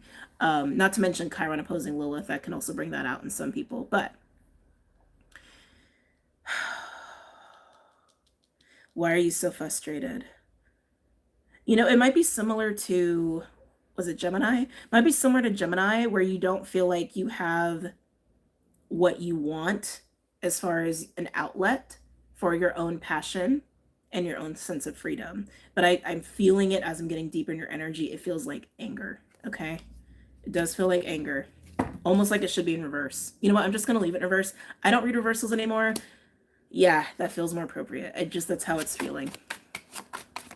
Keep in mind, this doesn't have to be you. It could be someone else that you're dealing with or someone around you. All this Piscean energy, too, is asking us to soften. Don't know if I mentioned that in the North Node Pisces explanation. But it's asking us to soften. Venus in Pisces is asking that of us. Venus working with Saturn in Pisces is asking that of us. North Node moving into Pisces is asking that of us. And I feel like I'm really seeing that a lot in your reading here, air signs. But Aquarius. Can I get anything else for Aquarius, please?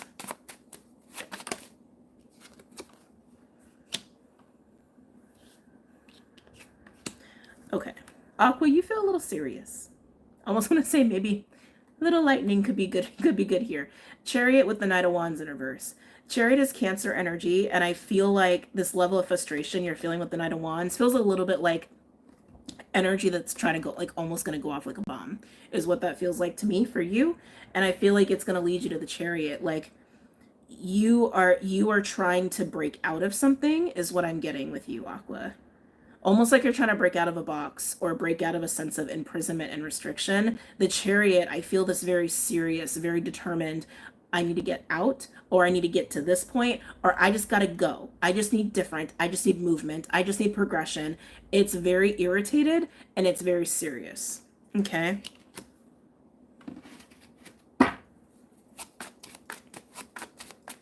Can I get a third card for Aquarius, please?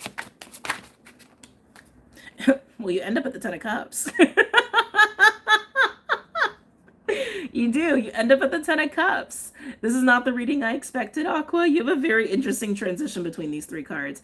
Ending at the 10 of Cups, I feel like this is your liberated state. It's living your best life. Sorry, I got disconnected there for a second. It's living your best life, really. It's Piscean energy, right? I forget exactly which placement. I don't think it's Venus Pisces. Maybe it's Mars Pisces. No, I don't remember. But anyway, it's just the state of you wake up and you're happy. You're hanging out with people and you're happy. You're working out and you're happy. You're cleaning your home and you're happy. And you go to bed and you're happy. It's just like, it's a happy life. Something about that feels a little surprising. Like between the Chariot and the 10 of Cups, there's something in the middle there. There's something going on between that. Let me get a card for the in-between space. Can I get an in-between space? Show me the in-between space between Chariot and 10 of Cups. Almost like with the Chariot and the Knight of Wands in reverse, this like strong determination for different. Just different or just better, but to get out of whatever's making you feel like that, right? And I want to say in the Chariot, it's almost like you have a very strong idea or vision, if you will, of what that looks like. And I keep getting this feeling that it's different than the 10 of Cups. So I'm curious. Can I get a card for in between Chariot and the 10 of Cups for Aquarius? Can I get a card for in between Chariot and 10 of Cups for Aquarius? Interesting. 9 of Wands. 9 of Wands can be a card of resilience, stamina, or being guarded. It's sitting between the Chariot and the 10. Yeah, there's something funky here. There's something very funky here. Yes, you're determined in the Chariot energy. We knew that, we felt that. But it seems like wherever you think you're gonna go, you're not gonna land where you think you will, but you're gonna land in a good spot. The 9 of Wands, it has this feeling of like your determination. Yes, it's driving you, but it's also not allowing you to see the 10 of Cups at the same time. But either way, I feel like you're going to end up there. It's got a little flavor of trickster, a little flavor of like, I'm going on this road, and at some point the road, I don't know, gets turned on its head, or you take a detour, or spirit pushes you in a random direction, and then you end up at the 10 of Cups, almost a 9 of Cups. Can I get one more for what's between the Chariot and the 10 of Cups?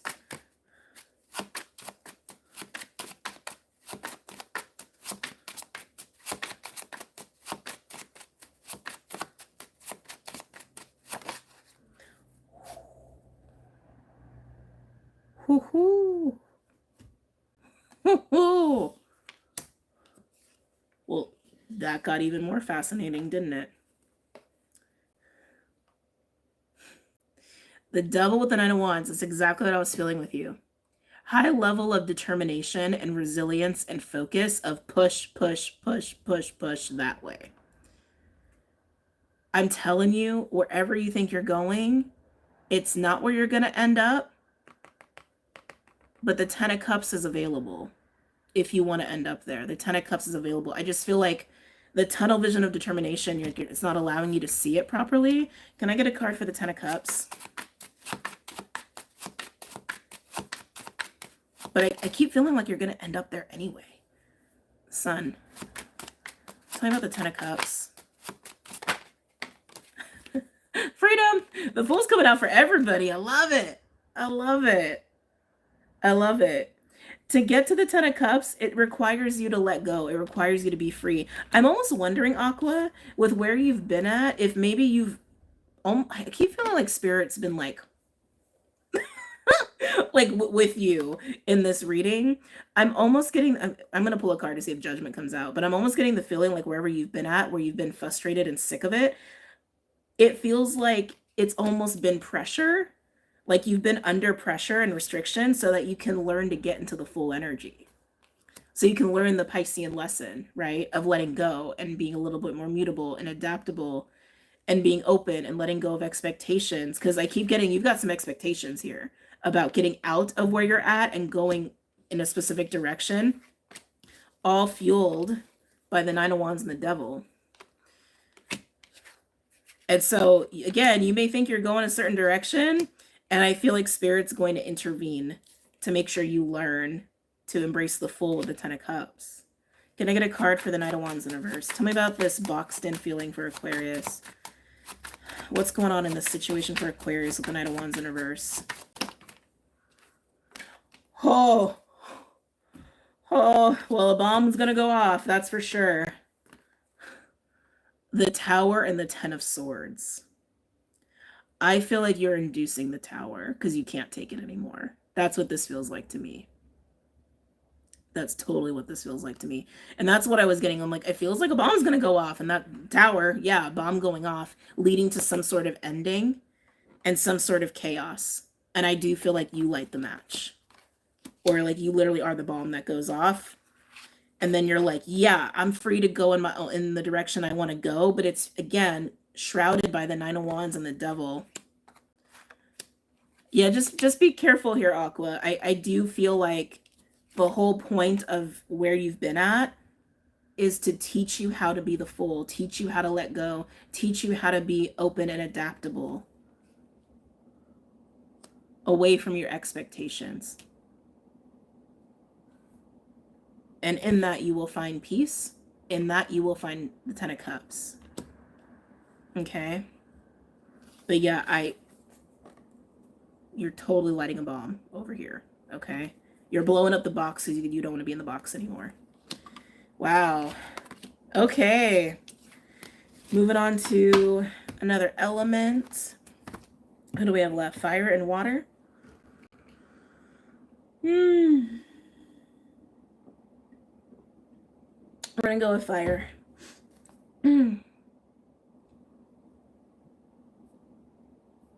Okay. Fire signs. Fire signs. Do-do-do-do-do.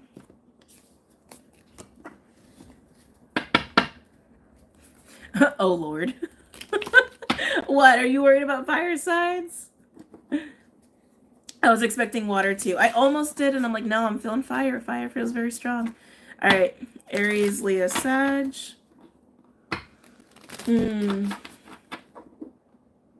Aries, Leo, Sag.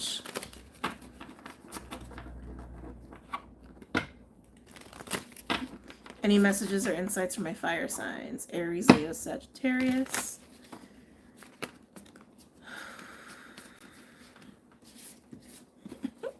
Energy is very sticky with you. Why is your energy so sticky, fire signs? One more. Okay. Aries, Leo, Sag. Any messages for my fire signs in this present moment for fire signs highest good?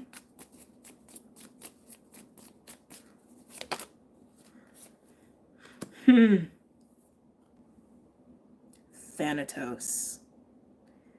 While this is a card that can speak of death energy and changes and shifts, I also usually get cycles. There's big spider energy that I associate with this as well. Okay. They're showing me a ladder, which to me says elevation, different perspective, different reality. Elevation, though. I feel like you're not climbing the ladder. It's like you're looking at the ladder, but you're not climbing it just yet. You're not climbing it just yet. You're not climbing it just yet. It feels like you're about to experience some change. I feel like you're trying to hold it up, though. It feels like you're trying to hold it up.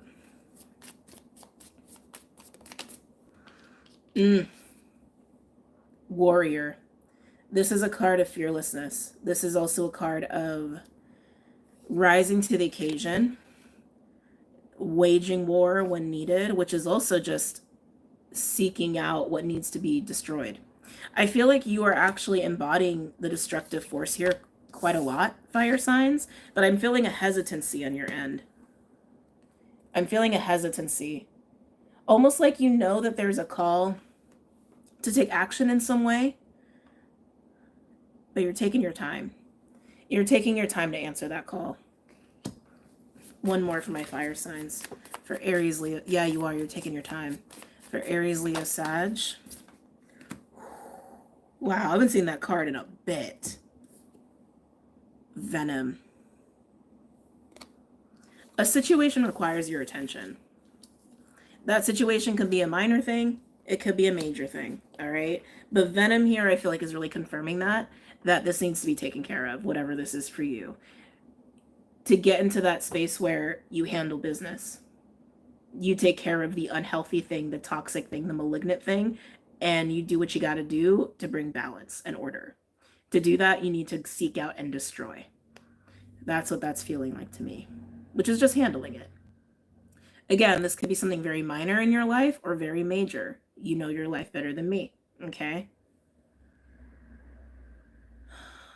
It's interesting. It's got vibes of like, I must maintain the balance. It does a little bit. I need to maintain the balance. I need to make sure things don't get out of hand. I need to take care of this. I need to take care of this. I need to take care of this thing, this toxic thing, this imbalanced thing, this thing that doesn't work, doesn't function. I need to handle it. But I can feel you taking your time. Don't take too long, fire signs. All right, let's move into Aries. Water is always last. I know people complain about that. I've noticed that. I'm aware that water does go last a lot. I'm sorry. I just gotta go with what flows, man. And that's just usually the flow. I mean, fire signs are usually first. Not complaining, just a comment. I know you're not complaining. Some people do complain about it, but I know you're not complaining about it. All right, Aries. Any messages or insights for Aries?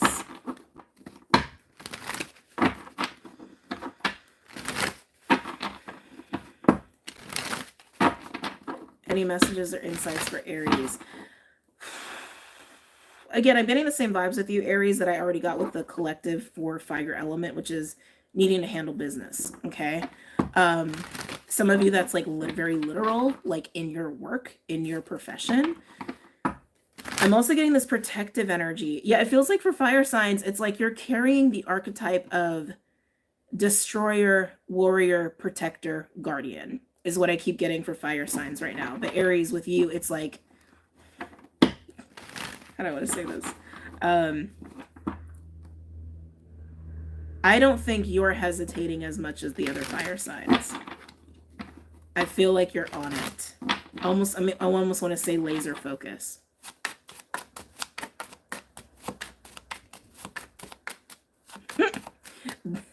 Precision. You've got a focus and precision, Aries, about this. Any messages or insights for Aries? Am I taking these two? Yeah. You do. 4 of Cups with the King of Wands. 4 of Cups can potentially imply taking your time. King of Wands is implying that precision, though. King of Wands doesn't usually get spoken about that way. King of Wands is Leo energy. It is the master of fire in the tarot, or tarot, whatever. But the 4 of Cups implies that you are meditating on this and sitting on this because you want to be precise. Because when you take action, it's like they're showing me the lion, right? Like lions, male lions specifically, they sleep a lot. I think it's like 20 some hours a day, something crazy like that. So the energy that they have to use wisely. And that's what I'm getting with you. When you take action, you want it to be once and only once. You don't want any mishaps. You don't want any missteps. So yes, the 4 of Cups, you may be taking your time a little bit, but you're going to be precise about it. You're going to be precise about it. Some of you, this is inner work, okay? Where I feel like there's been some, and it's probably just reflecting on the year of 2024, because I'm getting the word disappointments, almost like a 5 of Cups energy, even though we're working with the 4 here.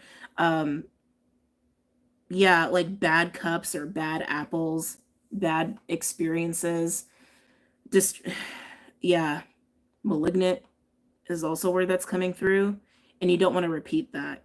So some of you guys, this is about you doing inner work on yourself and being precise about it and being very clear of like what you're not going to entertain anymore, even within yourself, even how you're not going to enable yourself. But most of you, I'm feeling like this is about external matters that you're going to be very precise about. Can I get a third card, please, for Aries?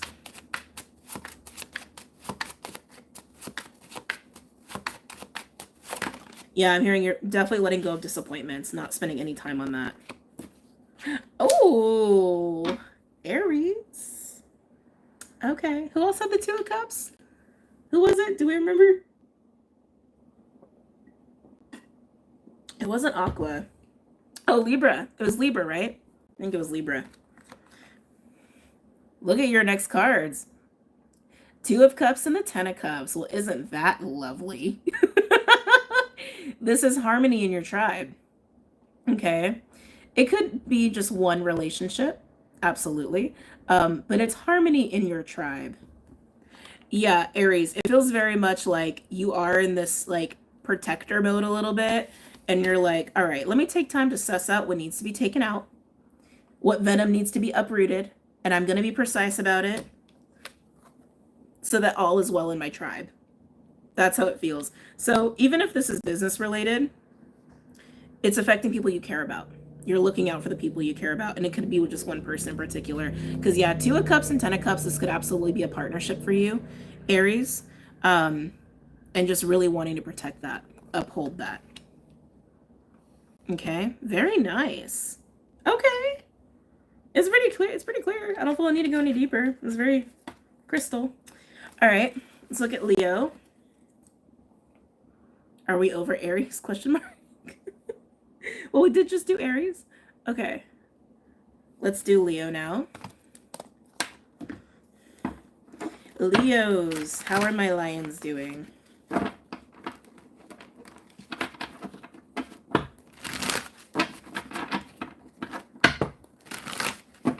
Leo, any messages? I'm hearing Scorpio really loud. Okay. Maybe you have Scorpio in your chart. Maybe you don't have Scorpio. Okay. Leos, for whatever reason, Scorpio be all up in your reading. Okay. 2 really big Scorpio cards here. Again, could be in your chart. It's making me nervous for what's going to be coming up for you. All right, Leos, any messages or insights for Leo? I keep getting Scorpio. Like, I'm actually seeing scorpions now. Well, it's interesting because we do have the Venom card for the fire element. So if you guys are using the timestamp and you didn't want to look at the element, these are the element cards for fire. And Venom was pretty significant there. The fact that I'm also seeing scorpions, it's reminding me of, like, the medicine of venom and antidote, right? It's reminding me of the 7 Scorpions card from the Isis Oracle. I wouldn't be surprised if you're dealing with a Scorpio. Okay. It almost feels like a lesson of that kind of energy.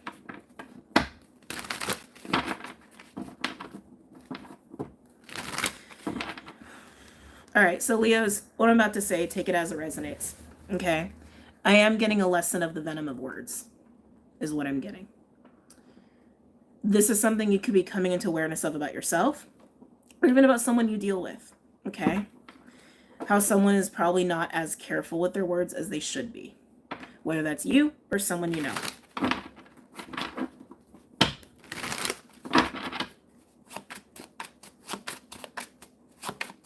Any messages or insights for Leo? I'm getting something about a birthday. Like literally, I saw a little present. I heard birthday present. Something about birthdays or a birthday party or event or gift is significant for you. Only you would know how that applies. It's not for everybody. I'm getting the craziest channelings for you. I'm hearing Amber and April. These sound like women's names. Or maybe you're working with amber, like the stone or the resin, or something about April, which to me says Aries. I don't, there's a very interesting channeling. It's very specific for whoever needs to hear that. Leo, let's come back to you, Leo. Any messages or insights from my Leos?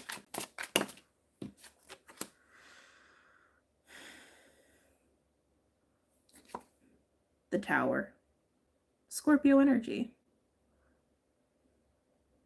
Okay. Something is being, I don't want to say forced upon you, but that's how it feels. This feels like that big climactic energy that I keep telling you guys about, where destruction and creation meet. It feels like you're forced to see something, or you're forced to let go of something. It does. It feels like I don't feel like you're forcing anything. I feel like something's forced upon you. And it feels like a forced truth or a forced letting go is what that feels like.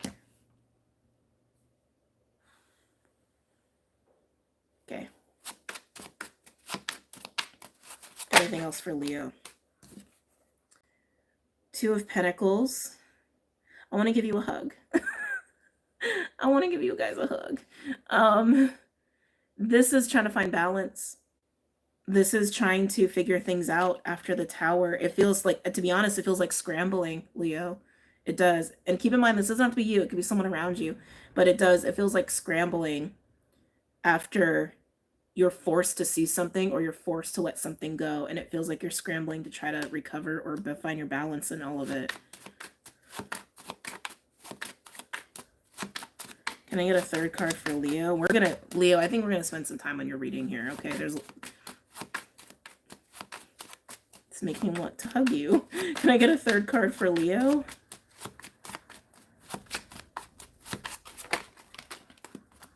Okay. Not hating that. This card's coming out for a lot of people. We have Knight of Wands as your third card. I almost want to say your liberated state. That feels good, right? That's like passionate and fun and free and, you know, off to new things. It may take you a while to get there, though. Can I get a card for the Tower for Leo?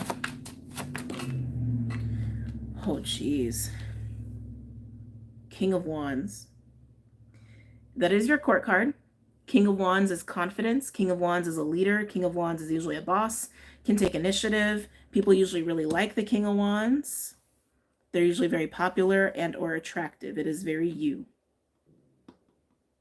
I feel like they're just showing me that you are experiencing the Tower.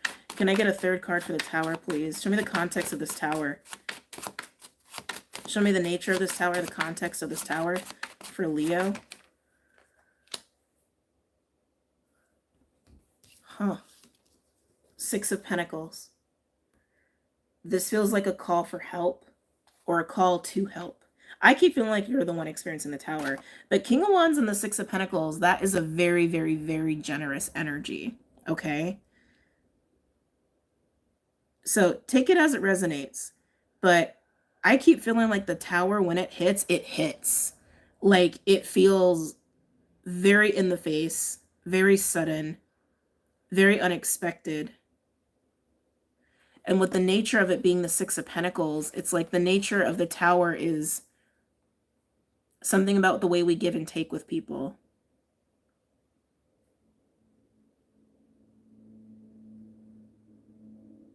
You may feel like you need to ask for help when this Tower comes in. If someone around you is experiencing the Tower, you may feel like the one who needs to help. The Six of Pentacles is also a card of, there's a lot about balance here with you, Leo, too. The Six of Pentacles is the minor to the major justice card as well. Some of you, this could actually be about a karmic debt with the Six of Pentacles and the Tower being here. Forced to let something go, forced to let something go, forced to let something go, forced to let something go. Yeah, Leo, it's strange. It's almost like the Tower. It almost feels like you're forced to give something, or you need to give something, or even pay out something. Huh. And then we go to the Two, where it's balance, trying to find your balance. Tell me about the Two of Pentacles for Leo.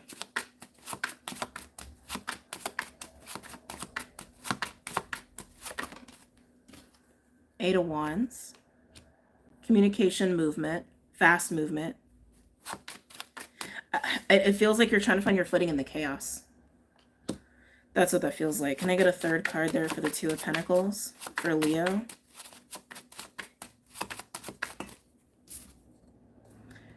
The Page of Swords. Leo, Judgment at the top. Something about this feels very karmic. Like literally like karmic. I feel I'm getting like karmic debts. Yeah, Judgment and the Five of Pentacles. Y'all know I don't normally read this kind of stuff, but that's what's here. That's what's here. Whatever this Tower is, it does feel karmic in nature. And it does feel like with the Six of Pentacles, there's almost like a call for paying up, paying out, or giving, and that's what's required in reaction to the Tower. And then there's a scramble for balance with the Page of Swords behind the Eight of Wands. And I feel almost like a pressure of someone else or a pressure of other people. I just keep hearing like, I'm just trying to find the balance. I'm just trying to find my balance. I'm just trying to find my balance. But the Eight of Wands and the Page of Swords, again, I am getting like there's clearly other people involved in this with you. The Six of Pentacles, the Page of Swords, and the Eight of Wands both imply that. In different ways, but they all imply that. And then we get the Knight of Wands. Again, this feels like your liberated state here. So let's go ahead and take a peek at that. By the way, if you're just using the time steps and you're like liberated state, today, doing the sign readings, the third position seems to be that for everybody today, for whatever reason. It just is working out that way. So just honoring the energy. Tell me about this Knight of Wands.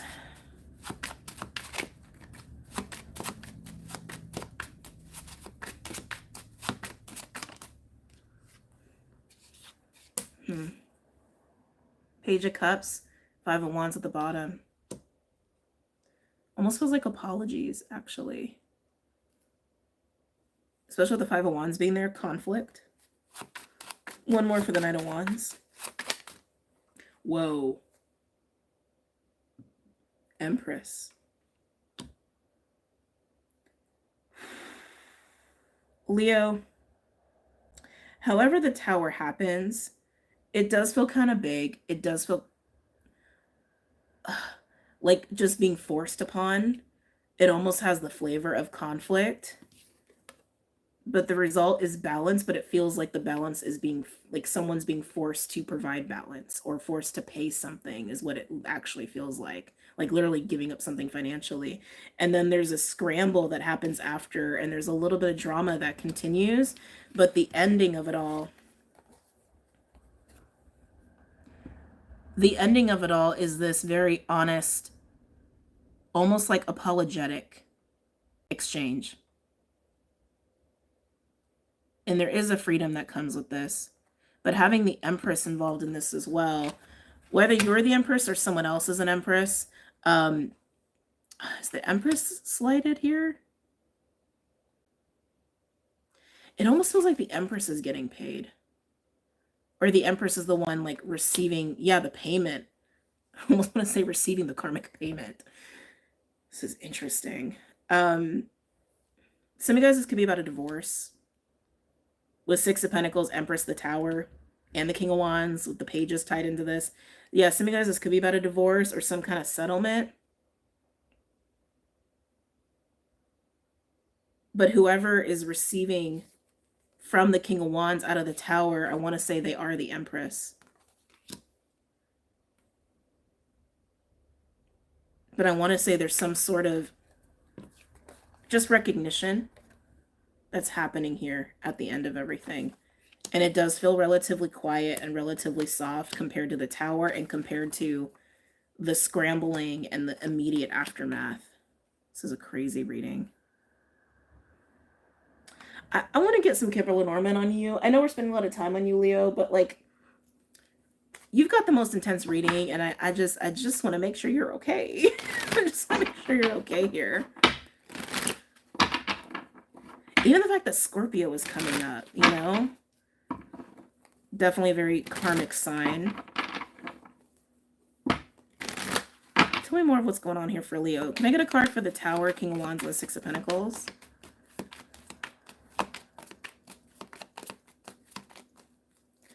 Playing over the Tower, King of Wands, and the Six of Pentacles. Masculine energy with the Ace of Cups, a giving force, we knew that.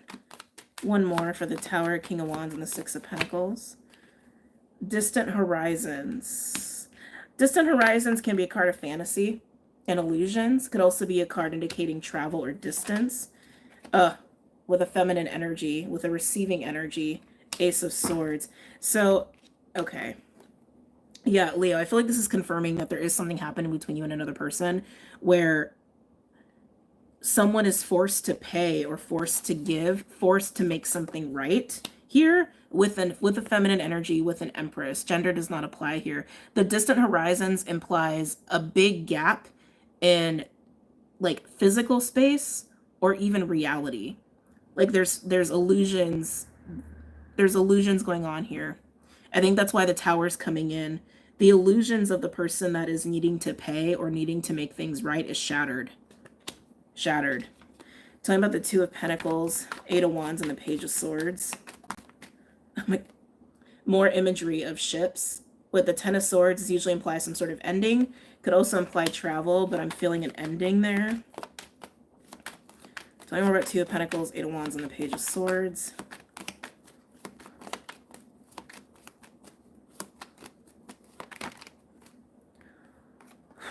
Okay, if y'all are going through a divorce, we just got some confirmation here. Marriage with the clock, the ring, and the magnifying glass. The ship in this deck usually implies an ending. It has the Ten of Swords associated with it. And then to have divine timing with commitments with the ring and then a magnifying glass, some truth is revealed here. Some truth is revealed that shatters the illusions, brings in the Tower, and shows what needs to be showed, reveals what needs to be balanced.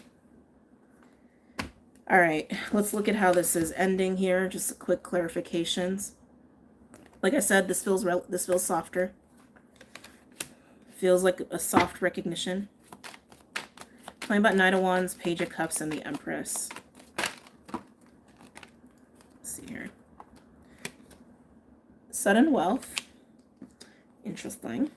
Sudden wealth is usually, well, suddenly becoming abundant in some way, shape, or form, or rich in some way, shape, or form. Which, again, the Empress feels like the one getting some sort of payout here. If there is a financial payout. They're the ones getting the balance restored. Knight of Wands, Page of Cups, and the Empress. The sickle, I call it the sickle, with the Knight of Pentacles. So there's a harvesting as well. Yeah, I feel like this is recognition of the balance that's restored here. Yellow Tulip, thank you. Thank you for the 888. Thank you so much. Third and final card for the Knight of Wands, the Page of Cups, and the Empress.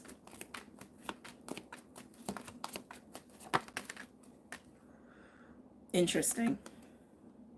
We have the Garden with the Eight of Swords. This is usually reputation or public image or being witnessed in some way. Can also relate to nature and being outside, but I don't think that applies here. It feels like someone's reputation is affected by this. I want to say in the positive. Well, I think for the Empress in the positive. Yeah. Yeah, it's just implying reputation is part of this. And that other people may know about the situation. This is why it's making me feel like this is about a divorce. Or some sort of breaking of a contract. Where someone gets their karmic justice, honestly. And for some, that's financial. Wow. Okay, Leo. You probably got the longest reading of today, but it was clearly necessary. Okay. This feels like it could relate to Leo. South Node, but I will need to go back and rewatch. All right. Sagittarius.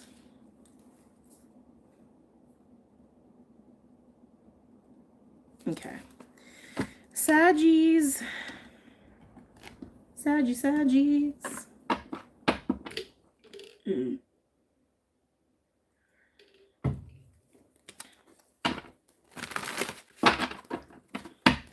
Sagittarius. Any messages or insights for Sagittarius? Sun's almost too much sun. Right now, I'm like, ooh, she out. She out. Hey, buddy. What you looking at? You okay? Hey, you okay? Hi. Okay.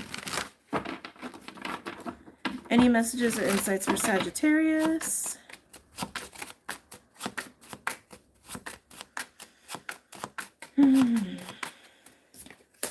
Six of Swords. Okay.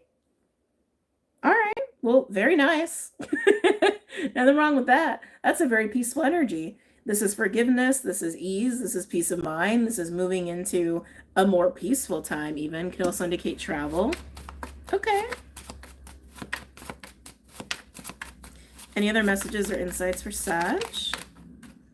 Oh. Page of Wands. Better horizons, I'm hearing. Better horizons. You're focused on better horizons. Okay, very nice. Page of Wands can be adventure. It can be excitement. It could be a new idea. But it's wanting to take action in a new direction is what I'm seeing with you. Anything else for Sagittarius?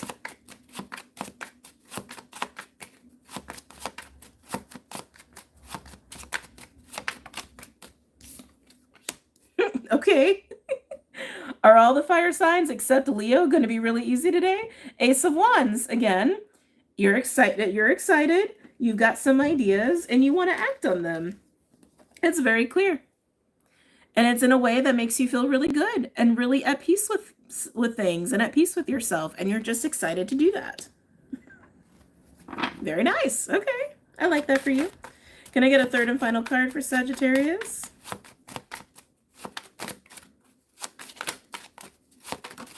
Am I taking these? No. Okay.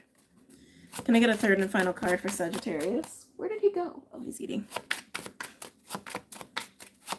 Can I get a third and final card for Sagittarius, please?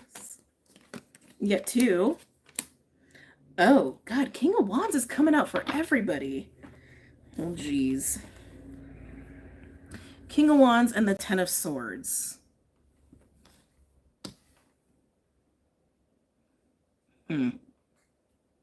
You could be leaving someone behind here, Sag, because all of this feels very good. This feels exciting. This feels like you got some ideas. This feels like you know what you want and you're willing to make it happen. You're very willing to make it happen. But then we got this over here. Some kind of ending. Some kind of pain.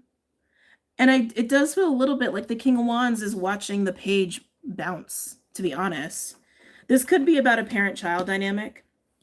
Hold on, I want to hold this up properly. This could be a parent-child dynamic here, where someone's feeling slighted in some way because someone's leaving the nest. It could absolutely be that. It also just feels like if there has been any sort of kerfuffle that you've had with anybody, Sag, you seem to be finding peace and they're still dealing. You have only swords and wands. It's like so fascinating to see. Can I get another card for the Page of Wands and the Six of Swords?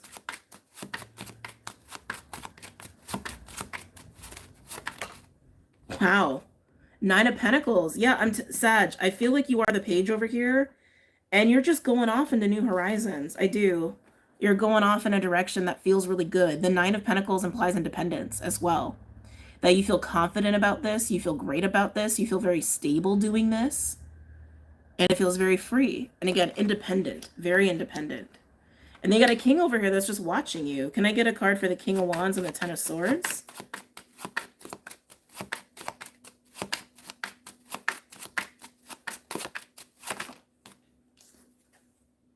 Page of Cups. They're in their feelings. They're in their feelings. One more for the King of Wands and the Ten of Swords.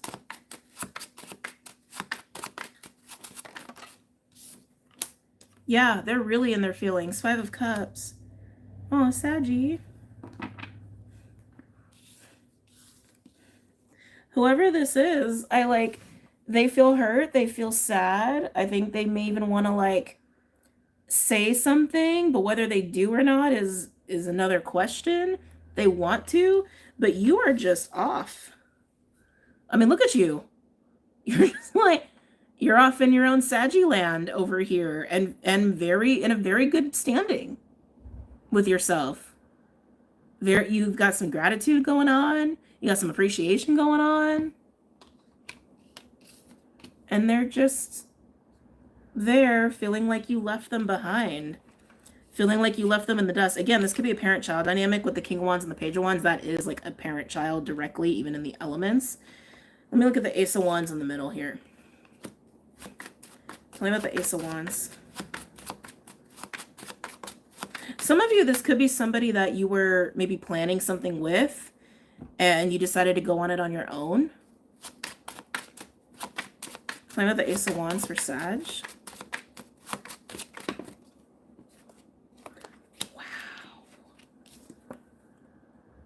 Ace of Wands and the Ace of Cups. King of Pentacles is trying to peek out too, right here. The fact that this is out together, how do I want to say this?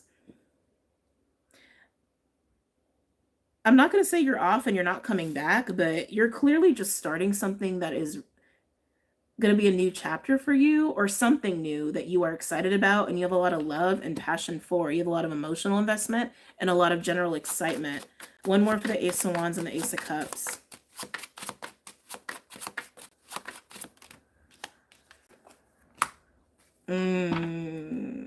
God, they miss you. They miss you. And then we have the Six of Cups, clarifying the Ace of Wands and the Ace of Cups. Five of Cups in the middle, which is on the King of Wands side here. I feel like you left your past behind. That's what this feels like to me. You left your past behind, or you left the nest, or you left probably like even like I said, like an agreement or some sort of contract or something. But there's a lot of emotions here for this to not be like a close person. Okay? Like close. Like family or a partner. The Six of Cups also feels like there was some kind of soul contract here. It's like shared energy on an intimate level. Like, again, like family or a love interest. But you're just off. You're just off. You're so ready for a new adventure. And it's interesting too, because I almost feel like again, some of you, this might be somebody that you were like making plans with. Like they could have gone with you, but for whatever reason they're not. Almost, so even the fact that you're a page and they're a king, for some of you, it might be because they couldn't shift. It's almost reminding me of the divergence that happened at the end of the year. Hi, Bubby. Where some people were making choices for the next timeline and some people wanted to hold on to the old one and stay stuck or stay idle or stagnant. Buddy. Bubsy. Sorry. Being a cat mom. Hey, buddy, you want to get on your pillow? Oh, I know. So you decided to move into the page energy and just go for it. And they didn't. But yeah, you can't ignore this. You can't ignore this. So you're doing it. Well, good for you. I know it's not always easy. So good for you. All right. Last but not least, water. Water signs. Let's get your buddy. He is all up on the table right now. Clydester, what you need? I don't think you can fit up there. Okay. Last time he jumped up there, he fell. He's getting old, but he seems to be okay. He's just going to be a little feisty. All right. Water signs. What's going on for Cancer? Loving your lamp. Thank you. Had it for quite a while. Thank you, Clyde. Hold my hand, Bubby. can have whatever he wants. If you all only knew what I do for this cat, man. Cat food alone. Anyway. All right, water signs. Cancer, Pisces, Scorpio. Any messages or insights for my water signs? Cancer, Pisces, Scorpio. Hold on a second. Okay.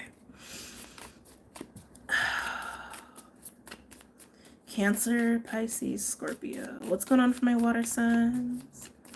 Cancer, Pisces, Scorpio.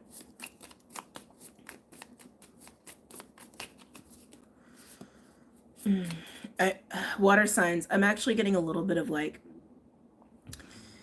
I don't want to say this, running of the mind a little bit. Your thoughts may be disruptive at this time, like disruptive thoughts, intrusive thoughts.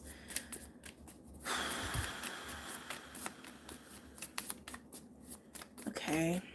You could just need a little bit more centering, okay? I feel like you're worried about something. Oh, Jesus. I always say there's a reason that the elements that go last go last. The dead end. The dead end is pretty clear. This is an indication that something has hit the stop sign. Something has hit the wall. I keep feeling like you're a little worried about something, water signs, and I think that's why the mind is like doing a lot of stuff for you. I didn't know Clyde was a fellow Pisces. He is. He is. He looks like he's stuck though. Are you okay, buddy? He literally was like on the window. I know, I told you don't fit up there. Come here. Come here.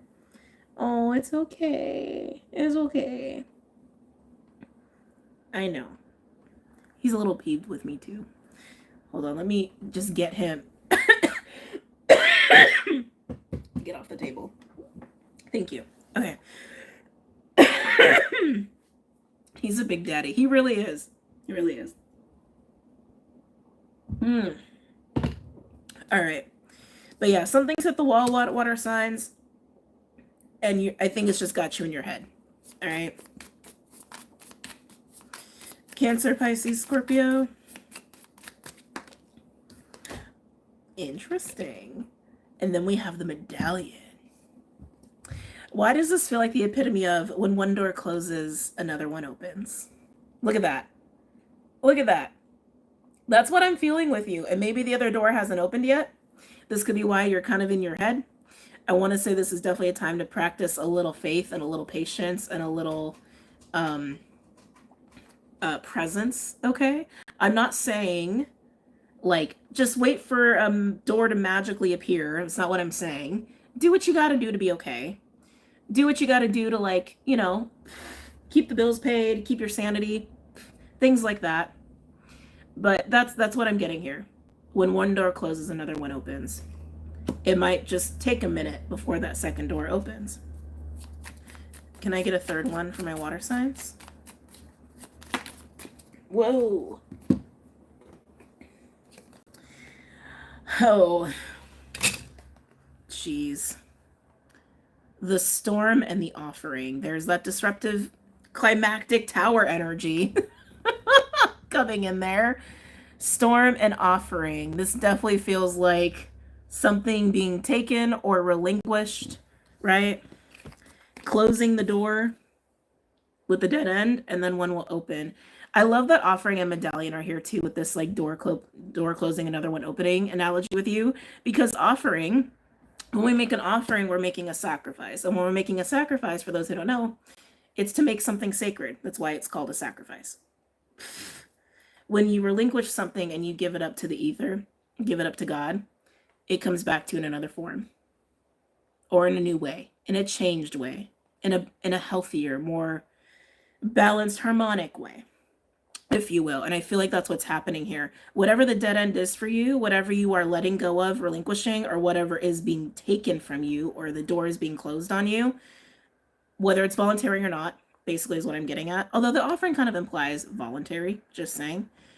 As that leaves, as that gets put away, closed out, there's going to be something new that comes in to take its place. Very clear, very specific. All right. Cancer.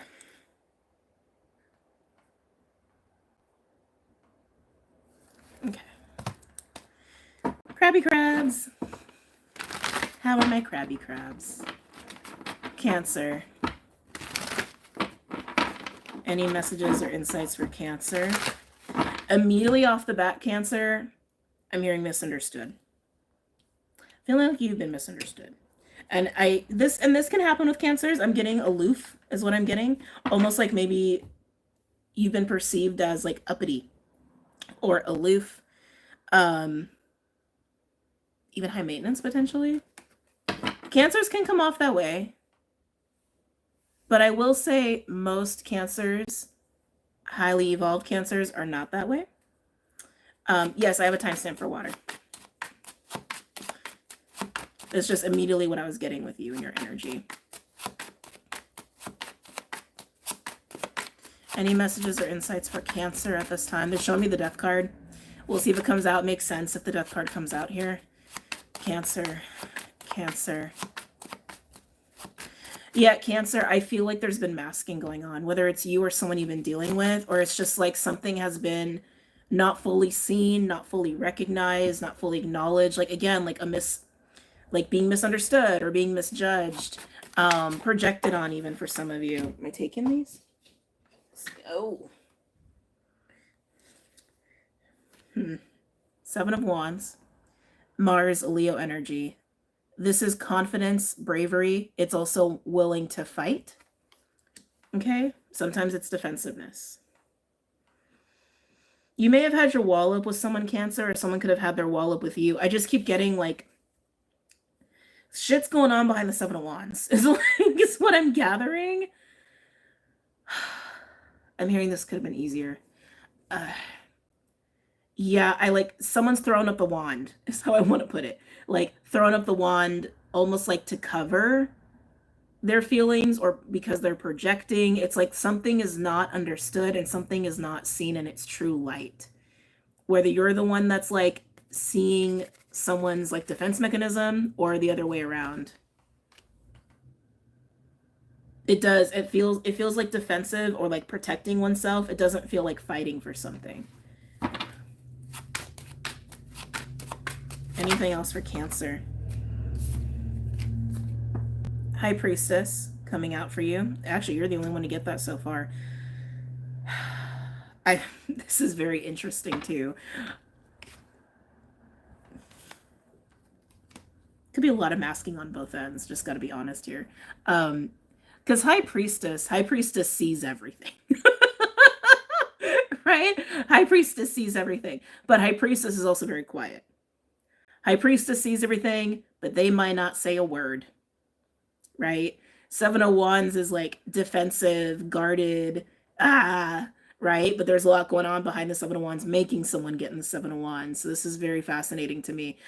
Yeah, Cancer, I feel like you've been dealing with a 7 of Wands energy or person while you've kind of been the High Priestess. Like seeing a lot, but maybe not saying a lot. Take it as it resonates, okay? Can I get a third card for Cancer? Putting work in, 8 of Pentacles, putting work in, putting work in, putting work in. Yeah, Cancer, it almost feels like you're going to be taking your energy away from the 7 of Wands and putting it into the 8 of Pentacles. It feels a little bit like taking your energy like that you've been investing it externally and then bringing it internally, also very High Priestess, and putting it towards other things. It feels like reprioritizing your devotions, reprioritizing where you put your time, your focus, and your energy is what that feels like to me. Some of you could have been also putting energy into something where it just was too hard, where it was just too much effort. And you're like, you know what? It's almost like fighting a losing battle when you could put an energy and build something up, you know? It's got that kind of shift and vibe to it. Curious about the 7 of Wands. Tell me about the 7 of Wands for Cancer.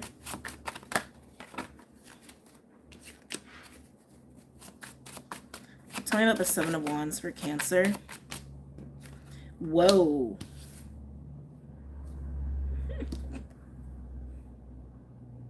That's not fun. Not at all.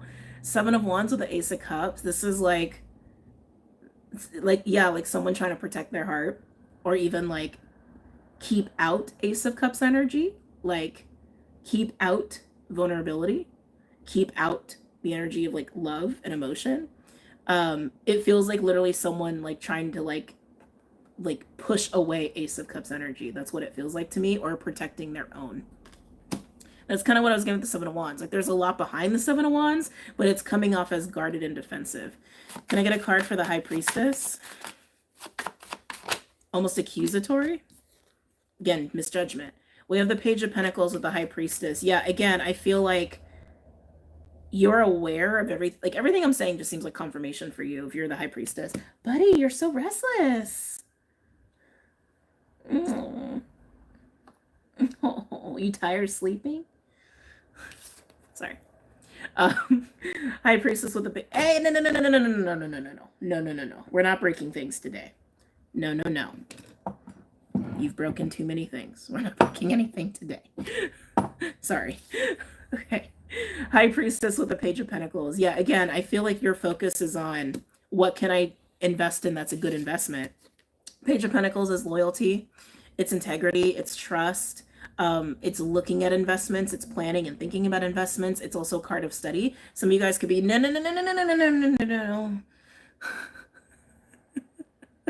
I say these words a lot with him. Sorry. Let me have one hand on him and one hand in the reading.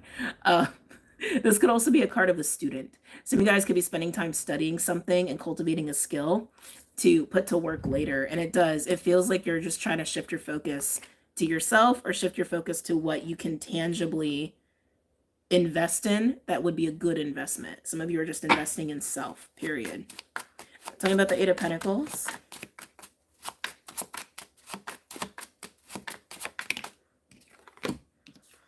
Oh my God, Cancer. You're about to work really hard. Don't burn yourself out. Eight of Pentacles and the Ten of Wands. Why is this screaming Sun opposing Mars? Sun in Capricorn opposing Mars in Cancer. I feel like that's what I'm looking at here. You okay? Oh, I'll get your ear after this, okay? Okay. Sorry. Eight of Pentacles and the Ten of Wands. This is a lot of freaking work that you are going to be diving into. And it's spawning, I almost want to say, from the Page of Pentacles.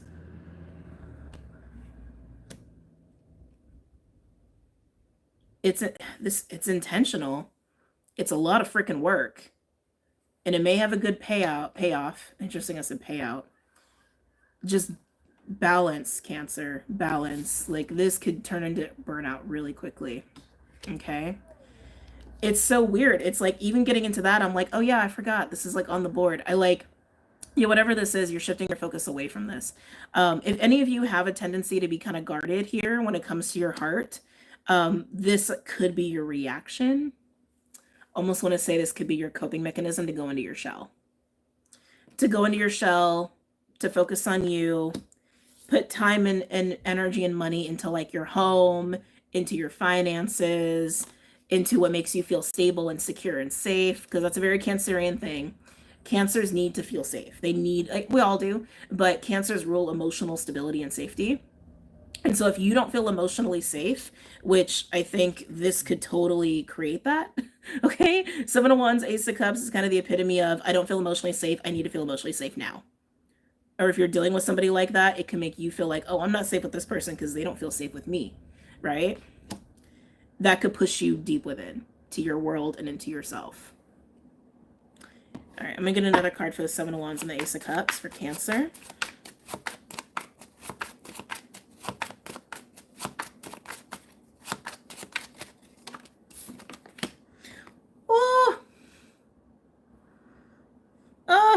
Ten of Swords is peeking out too.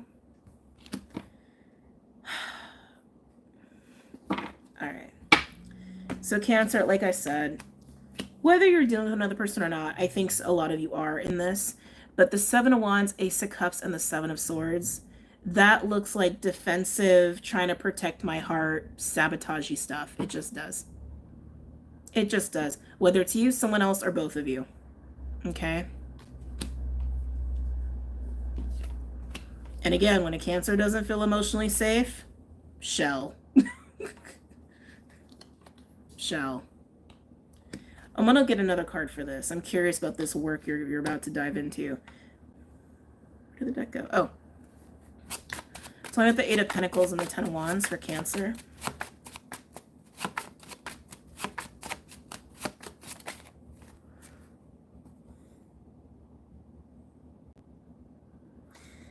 Again, Cancer, be careful here. I feel like this is your coping mechanism, and we're trying to break that right now, right?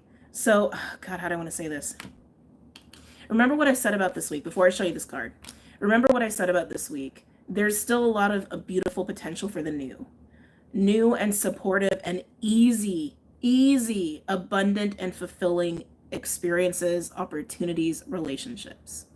But we could easily sabotage ourselves out of that this week by getting caught up in our coping mechanisms, getting caught up in our old bullshit and our old Cappy ways, right? The old Capricorn ways, insecurities and fears and all that shit. And I feel like I'm seeing that happen here, Cancer.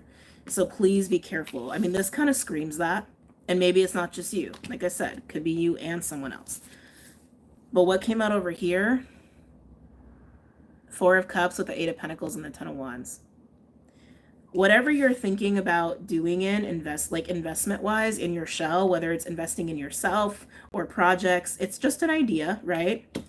If you run with it from where you're at right now energetically, you're going to hit the 4 of Cups. That is, in this context, with the 10 of Wands and the 8 of Pentacles, that is burnout, that's apathy, that's lack of joy, lack of fulfillment is what that is here. 4 of Cups can also be a card of meditation, but with all this working energy, no, that is not meditation here. That is like disassociation. Okay.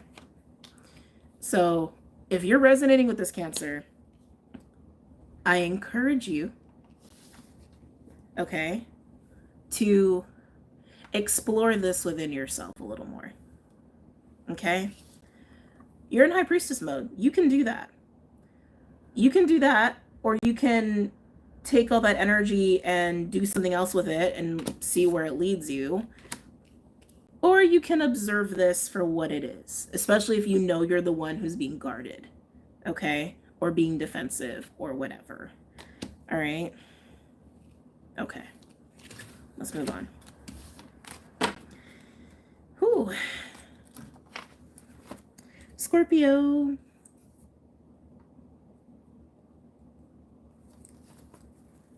Just keeping an eye on him.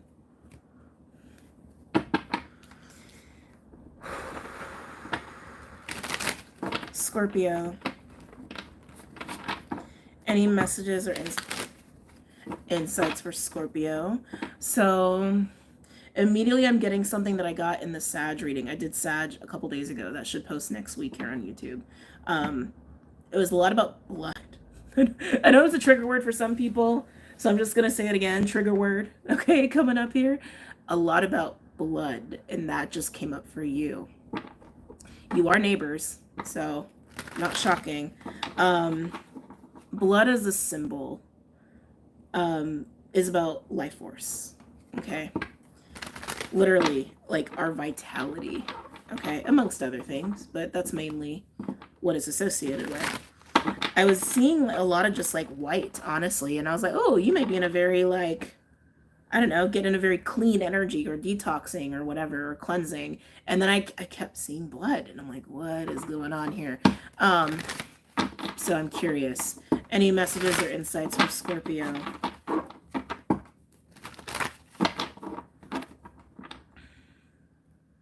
Scorpio, be mindful. So, okay, water signs. It seems like y'all got some shadow stuff coming up here, because I want to say be careful with the vengeance streak. Okay? Feeling that just a little bit? Just a smidgen? Just a twinge? I'm feeling that.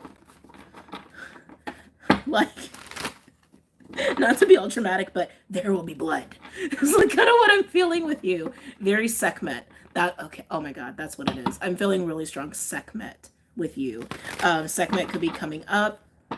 If you don't know Sekhmet and you're kind of resonating, I would start to Google her and just research. But yeah, that's what I'm getting. Like very strong Sekhmet energy. So for those who don't know about Sekhmet, Sekhmet is goddess of war in Egyptian pantheon.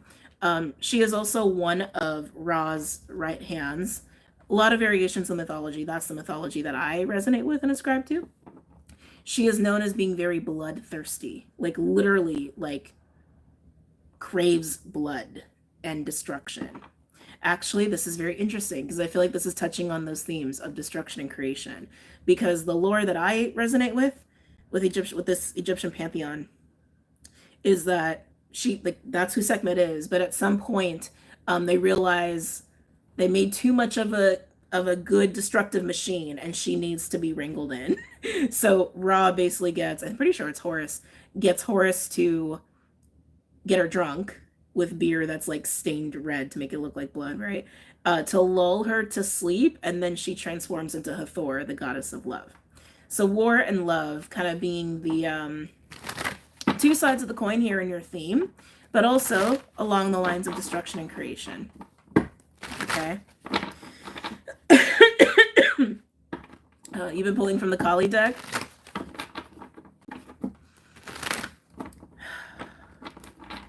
Yes, Scorpio. I almost want to say like you would benefit from being lulled and soothed and calmed, is almost what I feel with you.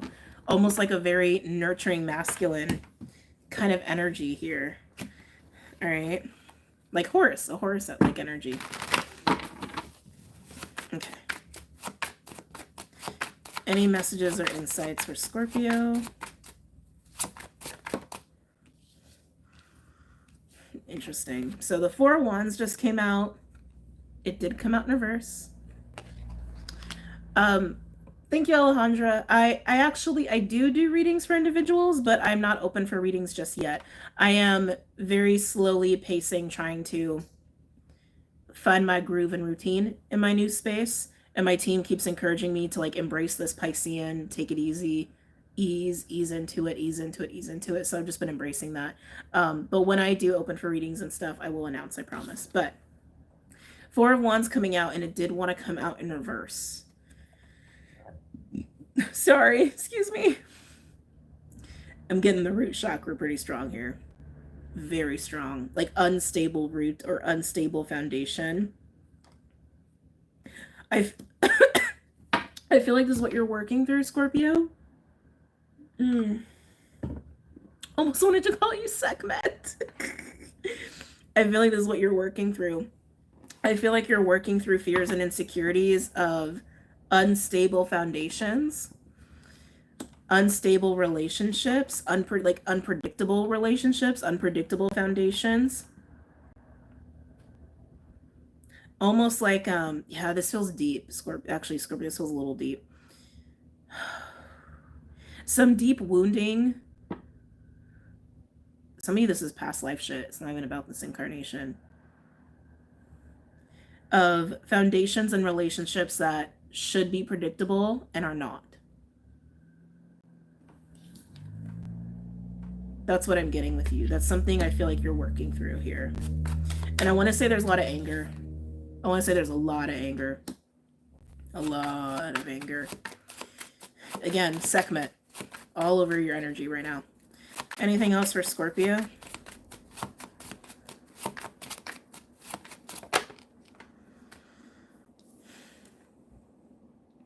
Oh, Scorpio. 10 of Cups. I feel like this is your goal. It's like, it's almost like this has been your experience. Unstable, unpredictable, unreliable relationships and foundations. Okay? That's been your experience, or that's been your fear. And again, I feel anger tied to that. And this is what you would prefer. The 10 of Cups. This is emotional stability. And this is also experiencing a happy life, a content life, where you wake up and you know that you can be happy and you can be joyful and peaceful and enjoy the people in it. You know, it's interesting because I feel like this is, again, fears and experiences and trauma of very tangible relationships and foundations that were not reliable, that had shaky ground. I keep getting the root chakra with you. Again, you could be doing root work. Well, this is the emotional experience that is very stable. So it's like, again, very tangible experiences that have created a sense of, I'm not going to say emotional instability, but just this feeling of unpredictability, non-predictability. You understand what I'm saying? I don't know how to conjugate that. And anger that's resulted from that. And so you're looking for that emotional stability. I want to say I don't think this is in your reality just yet. Can I get a third card for Scorpio? Can I get a third card for Scorpio? Scorpio, be careful here. I'm just flashing back to the Sag reading and being in your energy with all this like very intense anger and Sekhmet energy.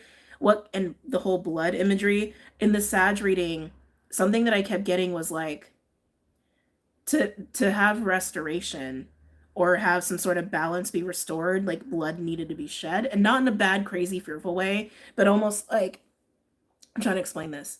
I think it was the tumor analogy, right?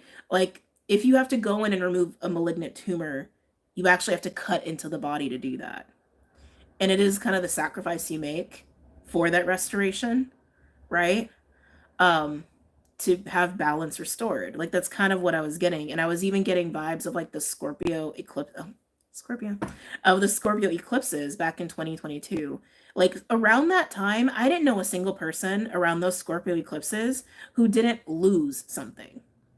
Whether it was something like money or an item or a special item, or actual injury. Like I suffered a really big injury around that time.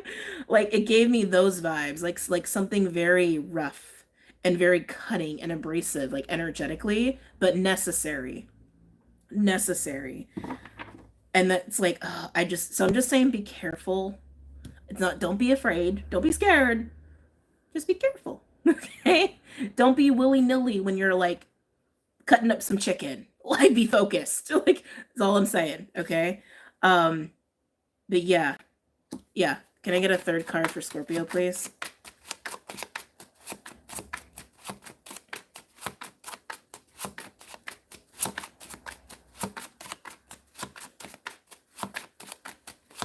Can I get a third card for Scorpio? Ace of Swords. We're talking about cutting and we get the sword. Okay. Ace of Swords is usually clarity. It's usually seeing something in a new way with new eyes. Could also be a card of communication. Can I get a card for the Ace of Swords? Get some clarity on that. Okay, we got 2. Okay. 3 of Cups and the 5 of Wands. On the bottom, we have the Ace of Cups here. I keep getting Sekhmet Hathor vibes. I feel like the clarity for you that's going to help you with experiencing the 10 of Cups is almost how to dissipate conflict, how to dissipate 5 of Wands energy, how to dissipate. Rock and Robin, thank you for the $10. Thank you. Marcy, you're so funny. Brawl. Brawl. Wait, is that hippo breaking the chair? Oh my god, so cute. Wrecked. Yeah.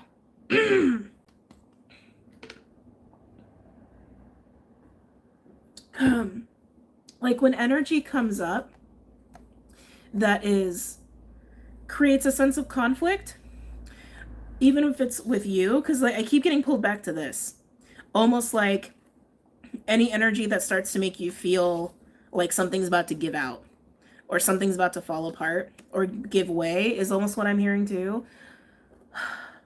To get into the Ace of Swords and see how to like that 5 of Wands energy, okay? Because 3 of Cups is joy. 3 of Cups is celebration. But the 5 of Wands, I keep getting, it's almost like that Sekhmet nature a little bit, like anger and conflict and irritation and, oh, are you about to just destroy something? Is something about to fall apart? Like all of that. Recognize that for what it is and almost like, yeah, how can you shift the energy to love? From war to love. right, to that Three of Cups. I want to look at the Four of Wands in reverse. That's really screaming a lot of things. Tell me about the Four of Wands in reverse for Scorpio.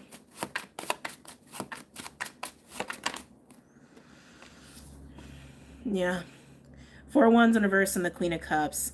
Again, I feel like these are fears and insecurities and traumas around very unstable and unpredictable relationships and foundations, and it has affected your emotional stability. But I feel like with you as the Queen of Cups, I feel like you've probably done enough work to be emotionally stable, but I feel like this is you reflecting on all of that. Can I get one more? Can I get one more for the Four of Wands? I knew this was, I should have called it Queen of Wands. I feel like I'm literally looking at Sekhmet and Hathor. Fire and water, right? Because even in reverse, like Queen of Wands energy in reverse, like she will wage war. She got no qualms about it. Okay? And Queen of Cups is like the epitome of love and motherly energy, which is Hathor. Hathor is very motherly. Yeah, very strong Sekhmet, Hathor, fire, water, war, love, polarity going on with you, Scorpio. Okay. I hate to say it, but Scorpio, yeah, don't wage war right now. It's not the time for war. I feel like some of you don't want to hear that. I can feel the vengeance, like blood must be spilt. I just spit everywhere. Sorry. Blood must be spilt. Like I keep feeling that, and just the anger, man. Just the anger. I think this is something you gotta work through within yourself, Scorpio, if you're resonating with this. Let's look at the Ten of Cups, because like I said, I feel like this is something that you yearn for or desire. Tell me about the Ten of Cups. Two of Swords, but you're conflicted about it. That makes sense, because again, I keep feeling that polarity with you. Wage war or bring love.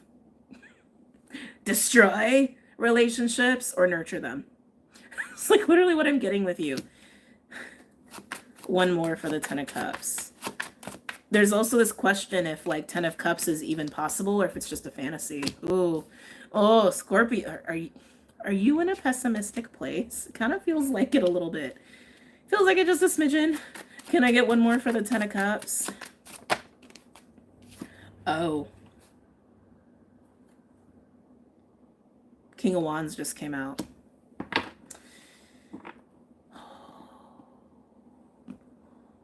Okay. It's got me on the edge of my seat, Scorpio. We have Four of Wands, Queen of Wands, and the Queen of Cups. And then we have the Ten of Cups, the Two of Swords, and the King of Wands. So we do have a true pair here. We do have another Queen, and we do have the Three of Cups with Five of Wands out here. Y'all know I don't do reads like that, but if it's on the board, it's on the board. Some of you guys, I think, are, if there's a relationship involved in this with you, you could be wondering if there is a third party or competition, so to speak. And it could be making you think, I gotta burn this shit down to the ground.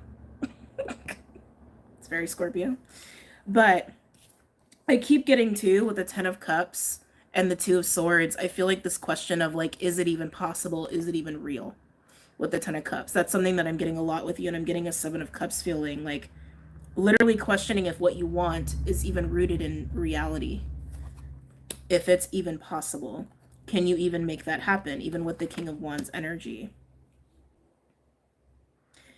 But like I said, Scorpio, if you're in a relationship and you find out there's competition, I pray for the other person. There's one sign you don't want to cheat on is a Scorpio. Just saying. For the non-Scorpios out there, I'm just saying. I don't think anyone here would actually cheat on anybody. I mean, they literally rule vengeance. Like, just come on. You know? But while that is explicit with the cards, I feel like this is way more about how you deal with relationships and foundations, right? Because foundations is something we build within relationships, right? To be long lasting. and your fears and insecurities of unpredictable, unstable relationships and foundations, and deciding if you should burn things down or nurture them up. Okay. And that's probably dependent upon your experiences of maybe when you have attempted to nurture them and build them up, they blew up in your face, right? Which is why you probably have this go-to of I'm just going to burn shit instead. Some of you, there can be a person that is in your environment or in your reality that you are very unsure about, and you could be wondering if you need to burn that relationship or decide to nurture it. I think you're going to get very clear on that if that's the case. Okay. The reads today. Pisces. Take us home, Pisces. Let's hopefully end on a really, really nice read today for Pisces. Okay. Fishies. Hello. People are people and we can't change free will. Right. Pisces.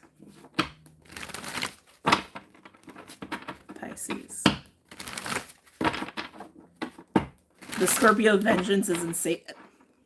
Girl, I know. I feel like any Scorpio can attest to that. You grow and you learn, but when you're young and you haven't done a whole lot of growing and learning yet, and you got that Scorpio vengeance streak, that shit comes out, it scares people. Like, I've definitely had experiences where like some shit has gone down and like my Scorpio comes out and like literally their faces, they're like, you were so scary. It's like, you brought out the Scorpio, I don't know what to tell you. I've healed, but baby, still don't try me, right? Don't make me go there. Don't make me. I don't like to be that version of myself. Don't make me. I think that Scorpio only busts out when they've been pushed to the end. Yeah, I agree. I feel like especially healed Scorpios, like they got to be pushed really far and really hard for that to happen. And then when that happens, it just is what it is. Right? It just is what it is. They said, please don't test me. Yeah. There have been plenty of times where I've actively tried to stop a situation because I knew, because I know myself. I'm like, oh, it's gonna go to a bad place. It's gonna go a bad place. Let's not allow that to go to a bad place. I gotta redo the timestamp for Pisces. Getting into all this Scorpio talk. I might do a live like that one day just for fun. Everything you should know about a Scorpio. Anyway, Pisces, we're here to talk about you. Pisces. Am I take that one? Okay. Pisces, first card out, we have the Six of Pentacles. That's very nice. That looks a lot better than some of the other reads we had today, just saying. Six of Pentacles is a card of generosity and balance and give and take. Okay? That feels good. We like it. Any other messages or insights for Pisces? You're all about the Pentacles, Pisces. What's up? You hard at work? Yeah, this is interesting. I feel like you're just making decisions right now about work, literally, and investing your time and money and energy. That's what this feels like. There's a Two of Pentacles energy between the 6 and the 8. Some of you are trying to, work or devote more sustainably in a much healthier way. Some of you guys are getting really focused on your health too. I'm also seeing that. But you're just in a very intentional space. Wow. Okay, you guys probably had one of the easiest reads today. Who was the other one? Sag's reading was pretty simple. And then we have Temperance. Temperance is Sagittarius. It's Jupiter energy. For me, it is a card of patience, restoration, harmony, balancing, healing, also divine intervention and divine guidance. Protection is coming in a little bit here too. Okay. Don't know if I mentioned divine timing, but that's also part of it for me.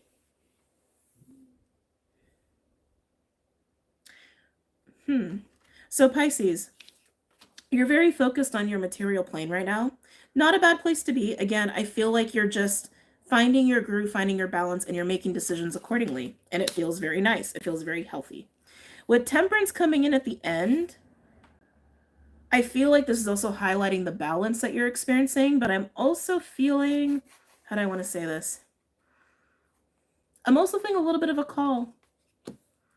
Yeah, almost feels a little bit like judgment. To be honest, you guys might get a visitation, like a little bit of an angelic visitation.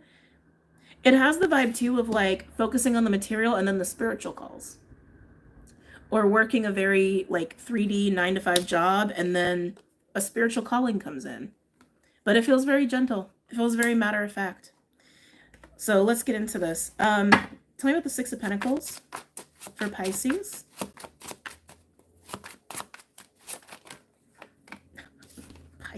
Pisces, I'm loving your reading.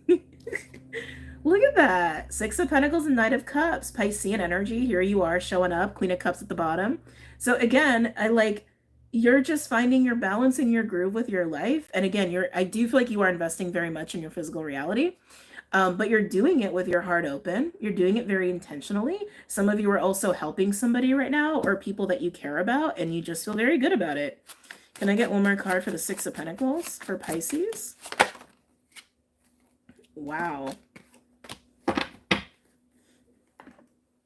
Very nice. 2 sixes now. We have Six of Wands out here, so sixes can be synchronistic for you. But we also have the Two of Cups here. Again, it's like you are giving to people, you're showing up with people, and it feels very good. Some of you, this is leading to promotion, or it is about a promotion at work. You are being of service, you're being helpful, you're being supportive, and you're just doing what makes you happy. Again, very much just kind of living your life here. Tell me about the Eight of Pentacles. Giving to the right people is coming through here, the right people and the right person. Some of you guys could be elevating a relationship or even just a work situation. I keep getting like promotion, getting things in order, investing in people. Oh, Seven of Swords. Why is the Seven of Swords here? Why is the Seven of Swords here?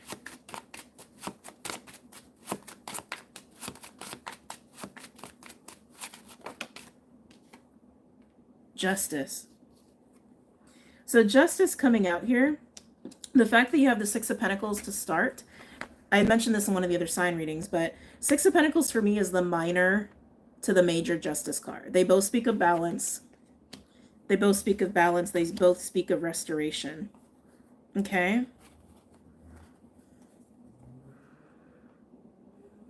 The Eight of Pentacles is something that's elevated from the Six. Hold on. I just want to explain this to you before we get there. So in the Six, you're doing your Piscean thing.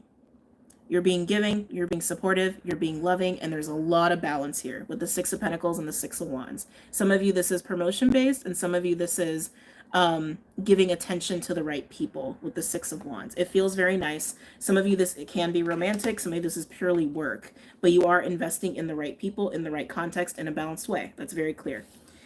But the Eight of Pentacles is a state of elevating from that. Okay, taking that and elevating.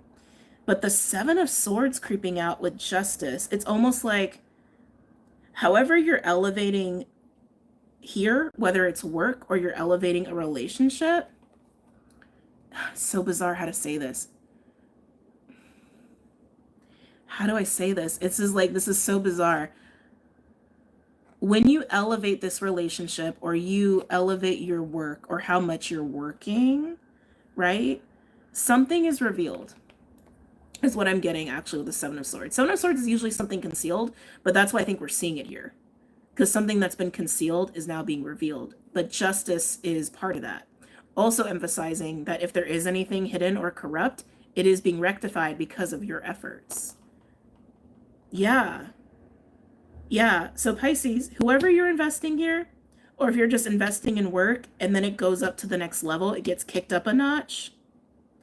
It's almost like that elevation allows for distortion, allows for secrecy, allows for all of that shit to be revealed and for continued balancing. It's crazy. It's almost like you may be an earth angel. It's almost like just literally your presence and your investment maintains balance throughout.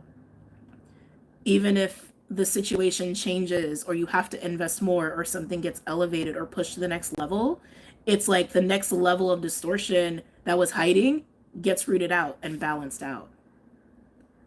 This is very interesting. I want another card for this.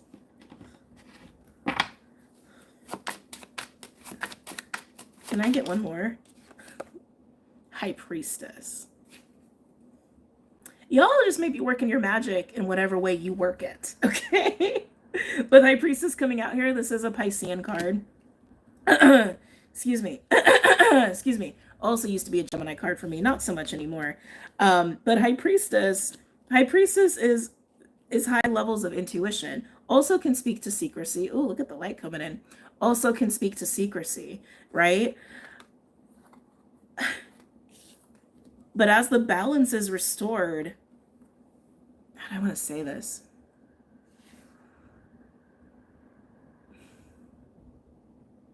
That's what the High Priestess. How do I want to say this?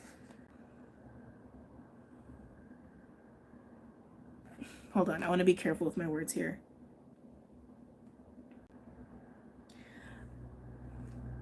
In this work situation or this relationship, as you are helping to restore balance every step of the way, right? You go up a level, you go up a level, you go up a level every step of the way.